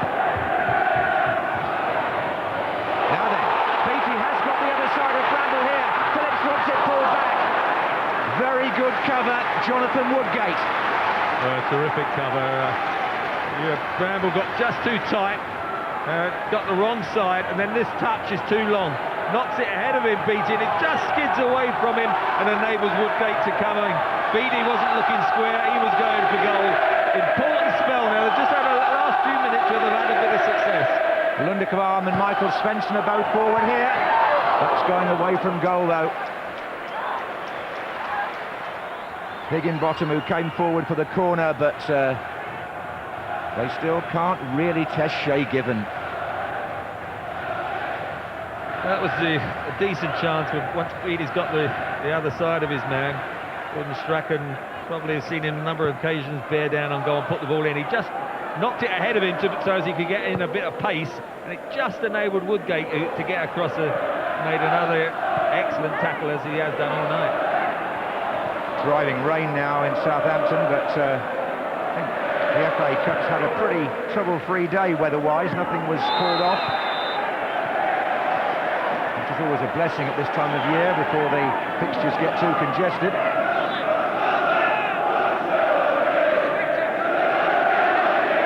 It's a free kick to Southampton. Now, is there a revival in sight here? The target here is Beattie. Shearer.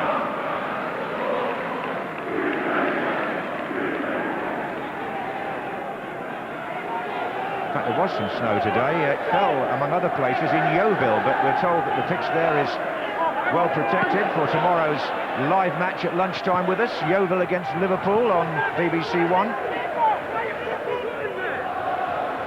The 12:40 transmission.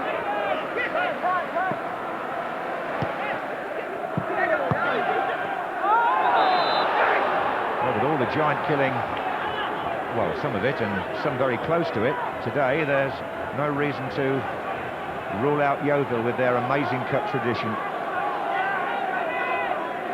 And their manager, Gary Johnson, who was very eloquent on Radio 5 last night. Now then, here comes Beattie in the middle for Southampton. Away by Genus. I think there's a sign here that Newcastle are getting pushed back, which certainly didn't happen much in the first half. They have squeezed them up, the back line, as the lads in the studio were talking about. Got much nearer the halfway line, trying to pen Newcastle in, and they are having a little bit more joy without creating that clear-cut opening. That was Telfer who found Pahars. Higginbottom will overlap down the left-hand side, and Pahars has given the ball away cheaply. This is Shearer.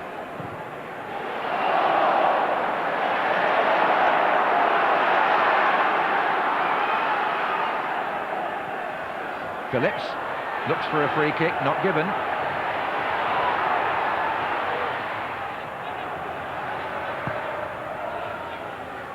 On by Shearer to Dyer.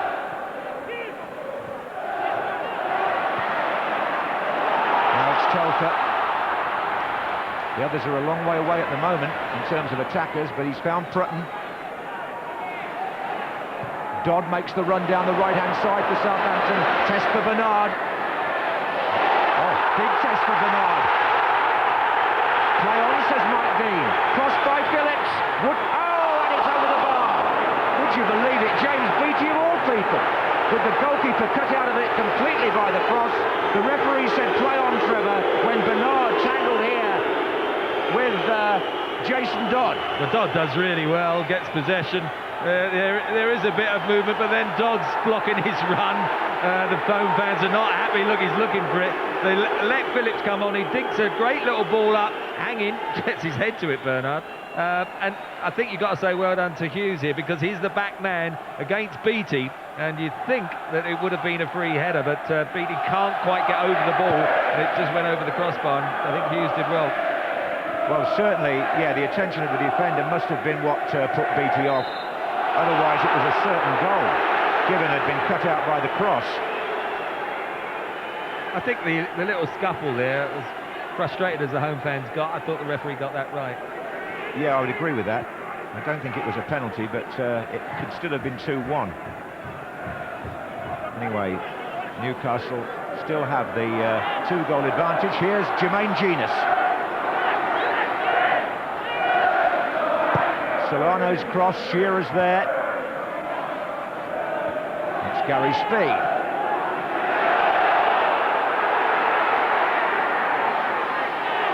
Oh, Hughes is still marauding up there. He's found Solano.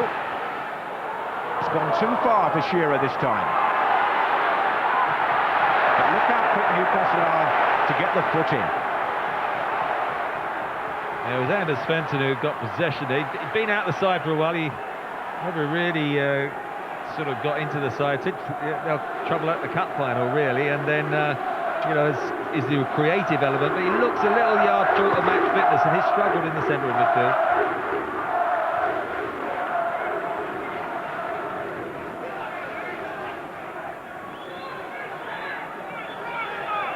Well, he's played as well as anybody, but he did get into a little bit of a tangle there, Bernard, with Dodd.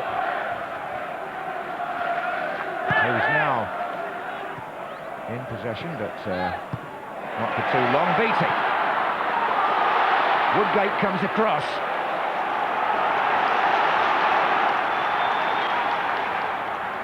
Well, if you saw the Old Firm game with this, Alan Thompson made his mark for Celtic in front of one of Ericsson's spies. Here's Beattie. Phillips. Now then, Speed tries to get in there. Anders Svensson. I just wondered in saying that, Trevor, whether Woodgate's performance here tonight might attract a bit of attention from the England camp. Anyway, more of that in a minute. No, more of that now. No, I mean, Jonathan Woodgate is definitely a player I'm sure Sven and very conscious of, wants him to have a good run in the side now, and you know, the performance this evening has been outstanding, so there's no question if he can retain that sort of form and his fitness, he'll be very much in his thoughts. I wasn't asking you to pick the England team there because I know you start your new job on Monday. Did I evade that pretty well, do you think? I thought you played it very diplomatically, as always. Anyway, it's given with the long clearance for Newcastle. And it's Pahars who's got Phillips and Beattie to his right here. Free kick for Southampton. Aaron Hughes. And they've taken it very quickly. Anders Svensson too quickly, I think. Oh, and why on earth Bramble didn't leave that for given? Not sure he knows. Anyway, got a second chance to clear it. Well, it was a waste, the early free kick from Pahars, because, you know, the likes of Lindemann and Svensson wanted to come up there, and it's only a good quick free kick if they get some decent delivery from it, and they didn't. There's an air of frustration among the Southampton supporters sitting just in front of us here, and I'm sure that goes for most of them around the ground. Because you have to say, really, that Shay Given has not been tested. Prutton.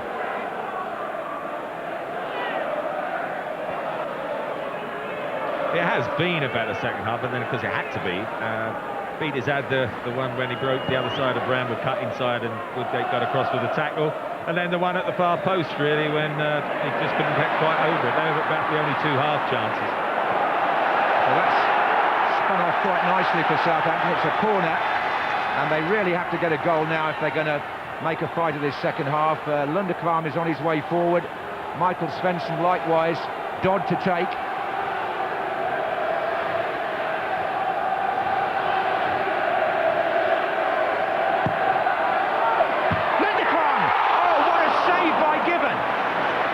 Well, that was nearly the Norwegians' first ever Southampton goal. And he met it firmly enough, but the goalkeeper was in the right place. Well, I think that's the key. He was in the right place. I think either side of him, he wouldn't have been able to get a hand to it. Good jump from Lundekvam, and I think he just got above speed. But frustrating spell, much better opening 20 minutes, but they need just to close that 2-0 scoreline, don't they, by at least getting one. They're going to bring Brett Ormerod on any minute, I think. Should think probably in place of Pahars. Anyway, here's the free kick for Southampton. Telfer has pushed his man down there, but now it's a free kick to Newcastle now. That will enable them to make the substitution if they wish.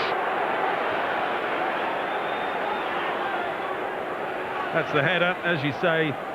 It was so close to Given. You know, he's not got to go from one side to the other. It's just straight at him, so it's a reaction save, and then he catches the second one. And so Lundekvam very unlucky, because I think a yard or two either side and it would have hit the net. It would have been a moment, a bit of a landmark in Southampton's recent history had that gone in, but it remains 2-0, and this is Dyer. He's got the free kick for Footer.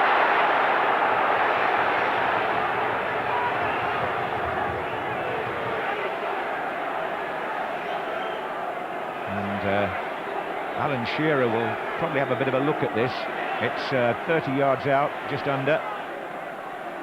And Southampton forming a wall. It's only when it becomes less than 35 yards that anyone else other than Robert gets a look at. Robert's put it down. He's sort of pushed the grass down in front of the ball as if to indicate to Alan Shearer, look, I think this is more my range than yours. Whether Solano and Shearer will let him do that remains to be seen. Well, there's been a committee meeting. The referee has actually pushed the Southampton wall back what he considers to be the full 10 yards. I'm not sure they are, but anyway. Oh, it's going to be Jermaine Genius to shoot. I'm looking at Robert. He's standing there with his hands on his hips. He's absolutely disgusted that was not square when it was within his shooting range. He's just actually put his hands off his hips now. That was a 15-second tantrum from him. Well, Marian Pajar's still regaining match fitness, is coming off, and he's going to be replaced by Brett Ormrod, who's a popular player here. He scored twice against Charlton early in December. He also scored at Anfield in the first minute against Liverpool. And anybody who thinks it was a completely one-sided cup final might just recall he brought a great save from David Seaman in the closing minutes at Cardiff. So can he produce something tonight, Brett Ormrod, to turn this cup tie? Well, at the minute, it's a straight swap on the left-hand side of midfield, where sometimes they do often sort of bring him on at this stage. I think I'd like to see the minutes tick away, perhaps him almost going either further through the centre, because he's more often happier as a striker, but you know, what with Phillips staying on with Beattie, I just think at times the third striker might just give Newcastle more problems. So at this stage, last year's finalists are going out of the FA Cup at the first hurdle. It'll have to be something pretty dramatic now to rescue Southampton. Bernard forward.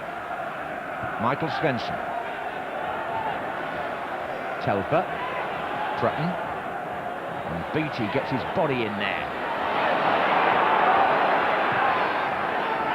Now Shearer can just tuck this on. He did to Dyer. And Dyer's quick in these situations.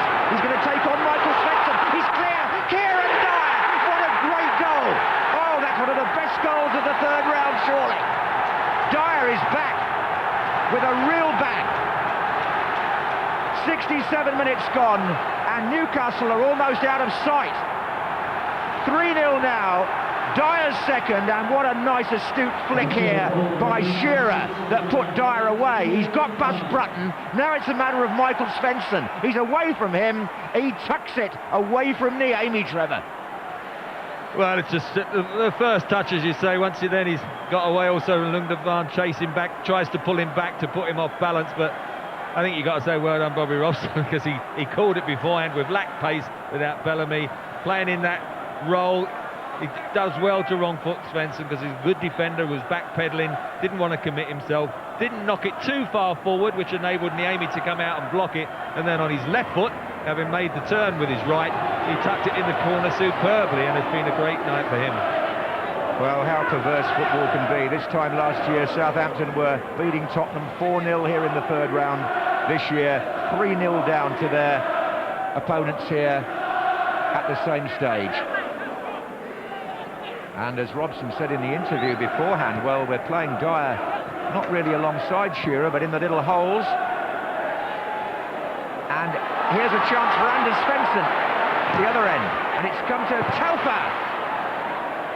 In the little holes, they've been big holes really as far as the Southampton defence is concerned, or he's made them bigger anyway. Great touch though, as you said, from Alan Shearer. I mean, you know, a little bit of vision, one touch, and it's got to be weighted perfectly, so all Kieran Dyer did would take it in his stride. He didn't have to worry about controlling it, and Shearer quite often this evening up by himself. It's great to see a season's campaigner like that just know when he gets the chance, just lay it off and let somebody else get on with it. This is Telfer for Southampton. Hughes away for Newcastle, who lead 3-0 here. Telfer again. Ormrod's coming in far side now. And that's Solano. Decent ball to Dyer, then Shearer. It's Prutton trying to get to him, and Shearer, it was only Dyer really to aim at there. Well, unlucky, as it happened, Genius just made a run from the centre. Alan Shearer wouldn't have been able to see him, and probably in this noise wouldn't have heard him. But Genus is, as I say, he's got a great engine. Would have broken there. He only saw the option of Dyer, but again, they look threatening, don't they, on the counter-attack? This is excellent performance by Newcastle. It'll be a big plus for them now when they're thinking of that fourth spot, I think, in the Premiership for the second half of the season. Yes, the Premiership resumes next Wednesday with all that entails.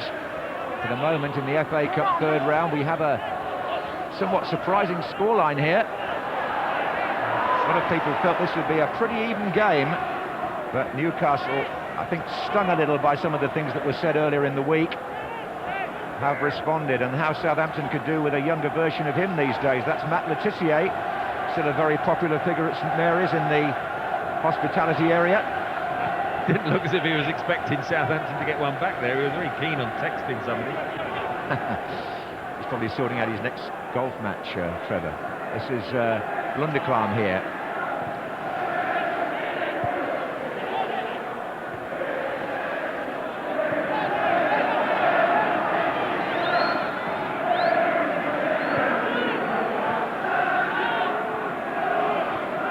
This is Robert.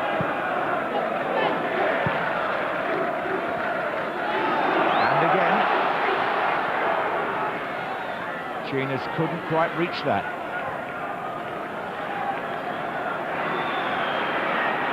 Phillips is trying to pull away all the time from Woodgate, but he's getting no change at all out of the Newcastle centre-back.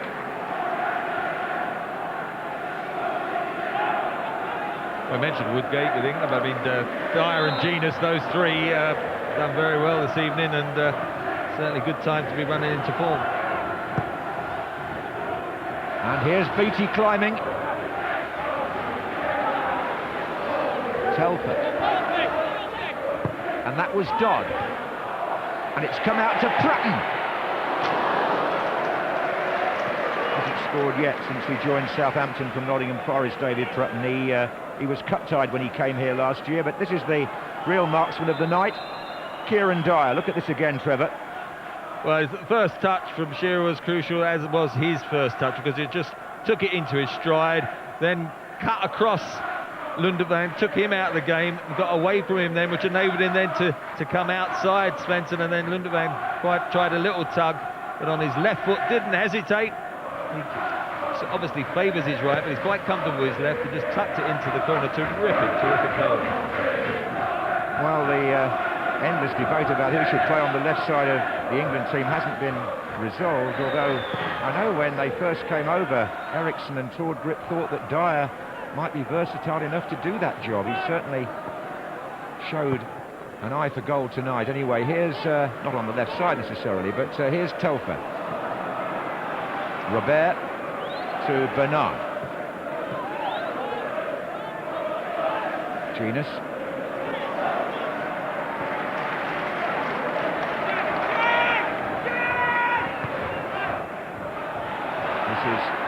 Telfer to Phillips.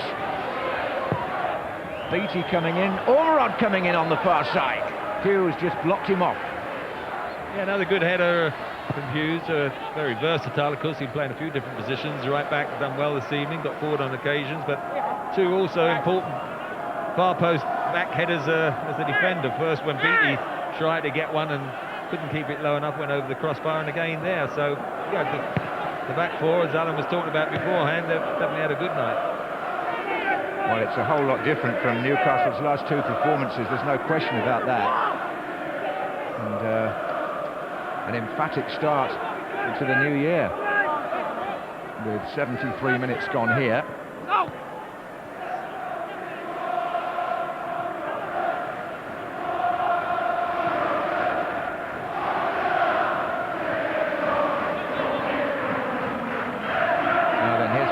Southampton, Ormod's over on the left, so too here is Higginbottom.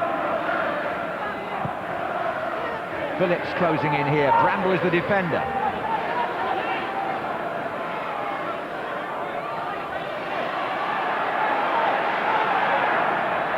Lundekvam. This is Anders Svensson. Oh dear me, he put that behind Higginbottom. I don't think Gordon Strachan will be very pleased with that pass.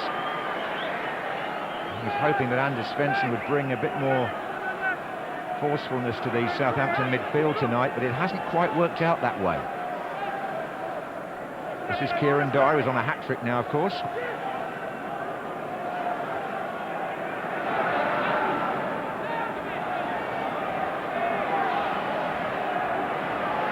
It was Telfer who hesitated, really, and Newcastle can break again. It's Shearer. Oh, look at Robert to his left if he sees him. Didn't need to, perhaps. Oh, he's played it too wide, really, for Solano to go in on goal, but he still gets the cross in. Robert was in a great position there, and that was speed.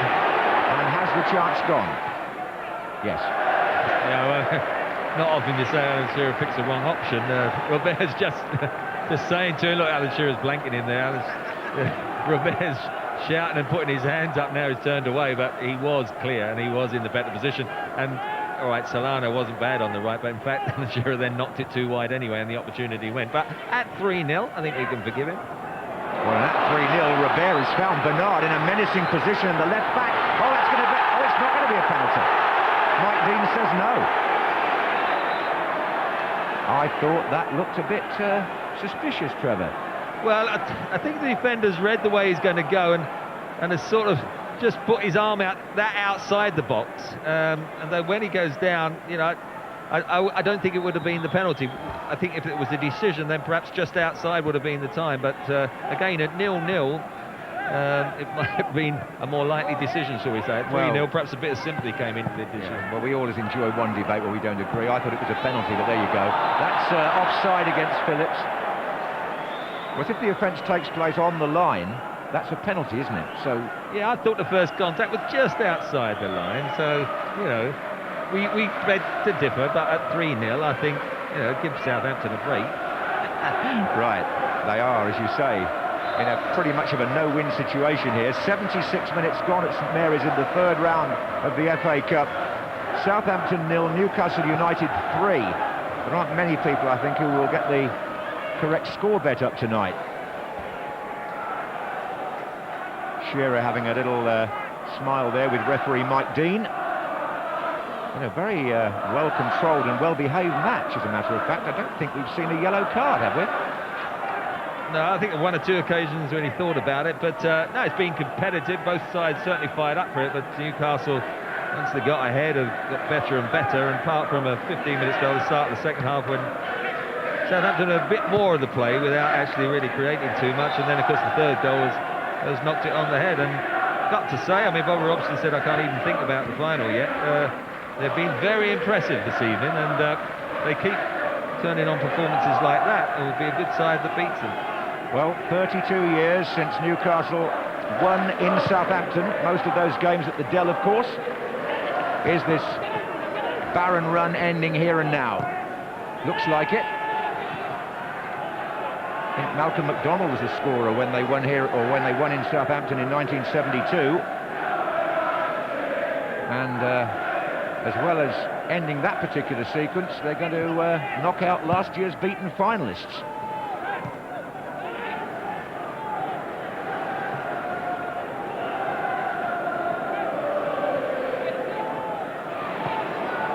Bramble just getting a little casual there.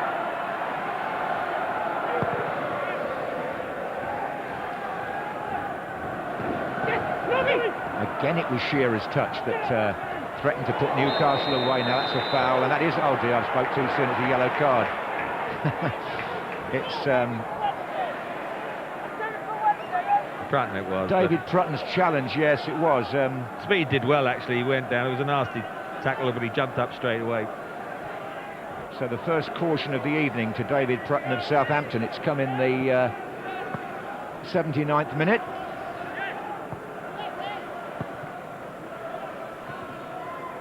Here's Speed. Genus.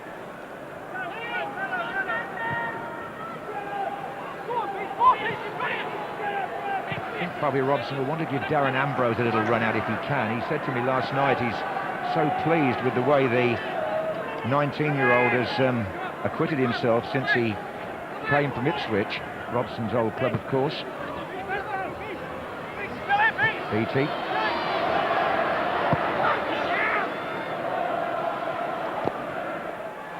You still get 110% from Shearer.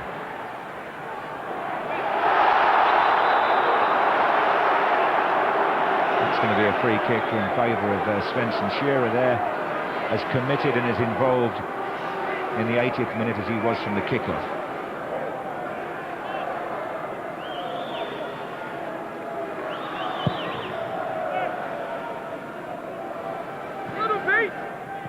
Woodgate. Well, should you have joined this match late, the score tells its own story. Newcastle have been in command for the greater part of it. 2 goals from Dyer, 1 from Robert, and Southampton are now virtually out of it, unless they can conjure something quite remarkable. Here's Phillips.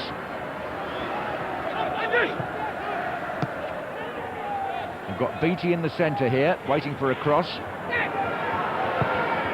And there it is, and there's the clearance by Bramble. Mistake by Lundekvam has given Dyer the chance to run at the defence again.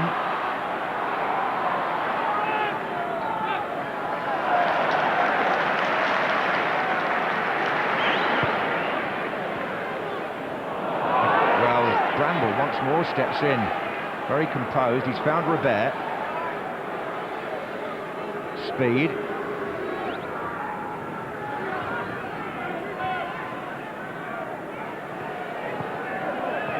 Genus. Shearer just to his right. Here. Genus the only one in the centre now, though, for Newcastle. Nobody else had bothered to make the trip. Easy for Niemi. Yeah, I think we thought about the shot and then let it go across out wide, and only just Genus there. But again, he's had a very good match, breaking forward on a number of occasions, and he and Dyer have interchanged well. This is Anders Svensson. Ormrod out left. I'm afraid Anders Svensson's distribution in the second half has been fitful, to say the least. And Ormrod was once again the intended recipient. It was a trigger for a few to get up off their seats in front of us, and looks as if Bobby Robson applauding Solano coming off, gives some good shape on that side. That's the role I would have thought Ambrose would take over on that side, and then we got Luar, and it looks as if Kieran Dyer has got his couple of goals, had a good workout, shake of the hand, and I think Bobby Robson understandably says, well done, son. Well, they're all saying that as Dyer goes off. It's Ambrose, number 17, who's come on for Norberto Solano, and Lamano Luar coming on for Kieran Dyer. That double substitution by Bobby Robson in the 83rd minute.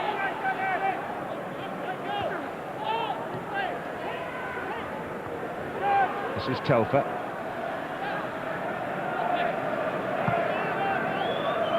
Prutton. Ormrod is now in the centre as Phillips goes out left. Michael Svensson's coming forward for Southampton to try and snatch something late on, and there he is in fact, and he ducks and tries to let Ormrod come in behind him. In fact, Telfer was the nearest to it.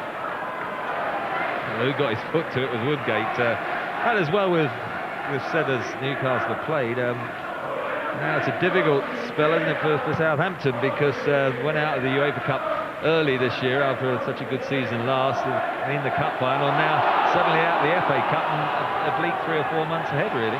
And out of the Carling as well, and that was Luar who got his first taste of the action.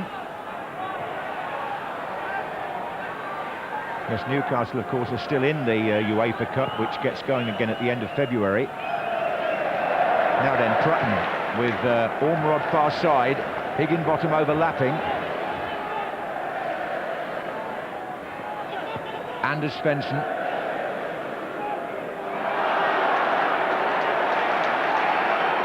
He hasn't got the throw. No, he's had a bit of a torrid time, Anders Svensson. He is a creator. He likes a little bit of time on the ball, but it's not been that sort of match, has it? And just got hurried into errors, really. Gordon Strachan's only made the one change. And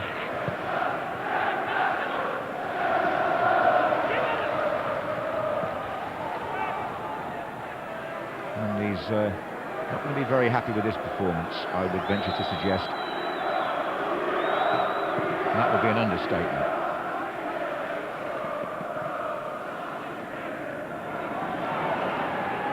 There's Hughes for Newcastle, who really set the ball rolling for them by making the first goal. Genus. Loa.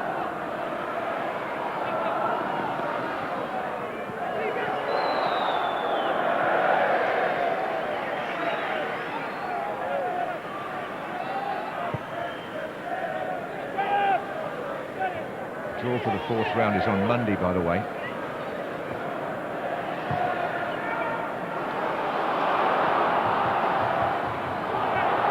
Loa making a nuisance of himself on the far side. He's got the ball, and Shearer's in the centre here for Newcastle, hunting down Lundekvam.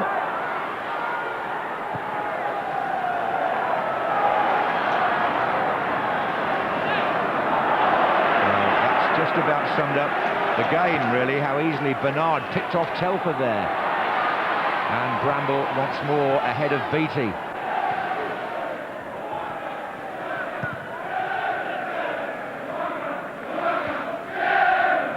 Robert.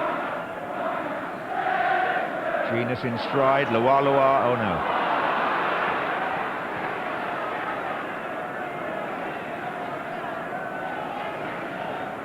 We're going to see another Newcastle substitution.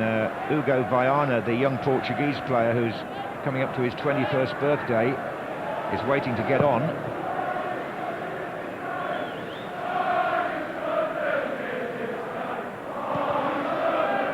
Offside Phillips.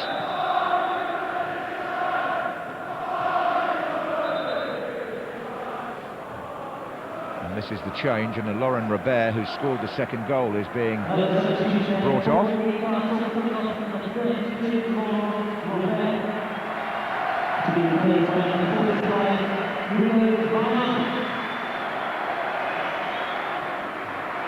Exchange of applause with the Newcastle supporters. Viana actually wanted to go back to Portugal recently on loan because he felt his chances of playing in the 2004 European Championships for the hosts were being prejudiced by his lack of first-team opportunity at Newcastle. But with the injuries they've got, and that includes Lee Bowyer, of course, Bobby Robson didn't want him to go. Here's Loa. Ormerod.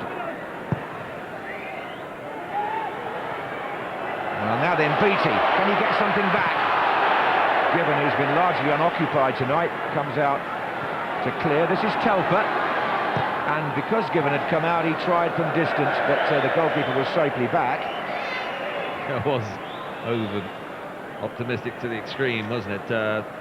Viana, one of those players I think who prefers to play more centrally, doesn't like being out wide, so not going to get much chance to show anything tonight. And I must say, Robert looks to be full of running and confidence and form, and going through one of his good spells, but Viana never going to get the chance to go back during January. We'll have to wait and see. Well, it's the Newcastle faithful who've come all that distance. Just over 3,000 of them who are making all the noise inside St Mary's Stadium now. They know their team are on their way into the fourth round of the FA Cup, and well deserved. Have you any great theory as to why the game has been so one-sided? Well, I just think Newcastle started it extremely well, have had the confidence once they've gone ahead.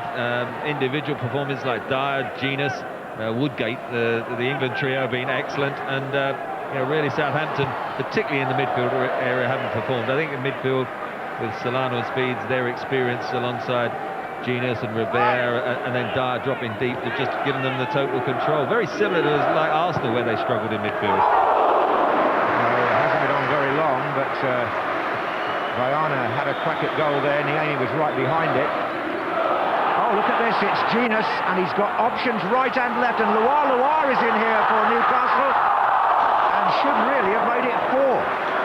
They should have done, but the confidence is shredded at the back.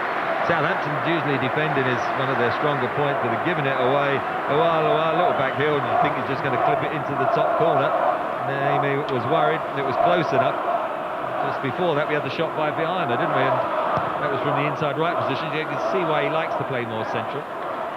Well, 2 minutes of stoppage time has been scheduled. This is Viana to Loa, and our Newcastle going to go and reverse that score by which Southampton demolished Tottenham in this stadium a year ago today. They went on to the cup final as a result of getting through that night, and one wonders if Bobby Robson's earlier quotes about the cup final might possibly come through this year. We'll see. Long way to go.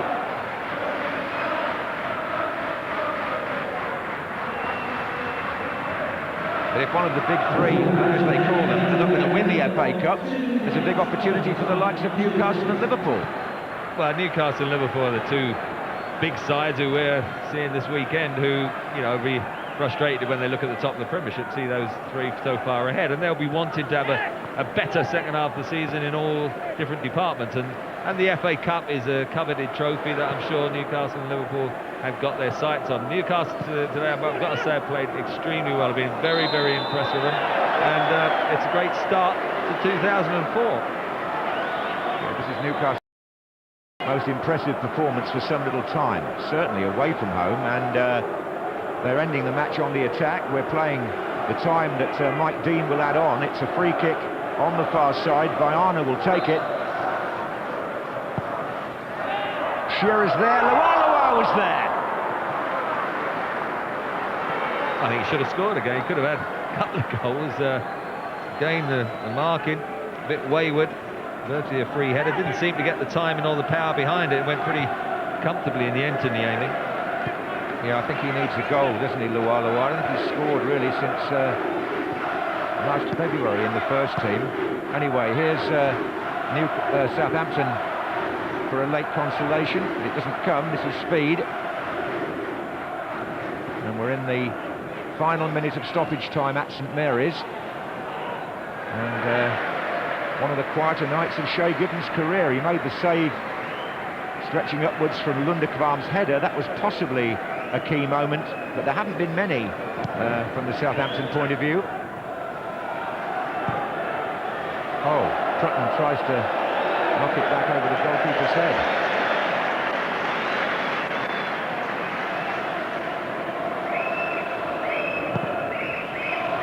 Well, a little bit of modern football history here. Newcastle United and Bobby Robson win in Southampton for the first time in 32 years, and win convincingly. And in doing so, they eliminate at the first hurdle last year's FA Cup finalist Southampton. Alan Shearer, as always, at the heart of the performance, not on the score sheet tonight, but very much implemented in what Newcastle achieved. Dyer was the star, who later went off. 2 goals for him, 1 in between from Robert, and there are some unpleasant noises coming from Southampton supporters who saw that as a pretty ineffective performance. Not so Newcastle, their fans, having come all this way, getting the deserved acknowledgement from Shearer and his men here at St Mary's Stadium in the third round of the FA Cup. It's Southampton 0, Newcastle United 3.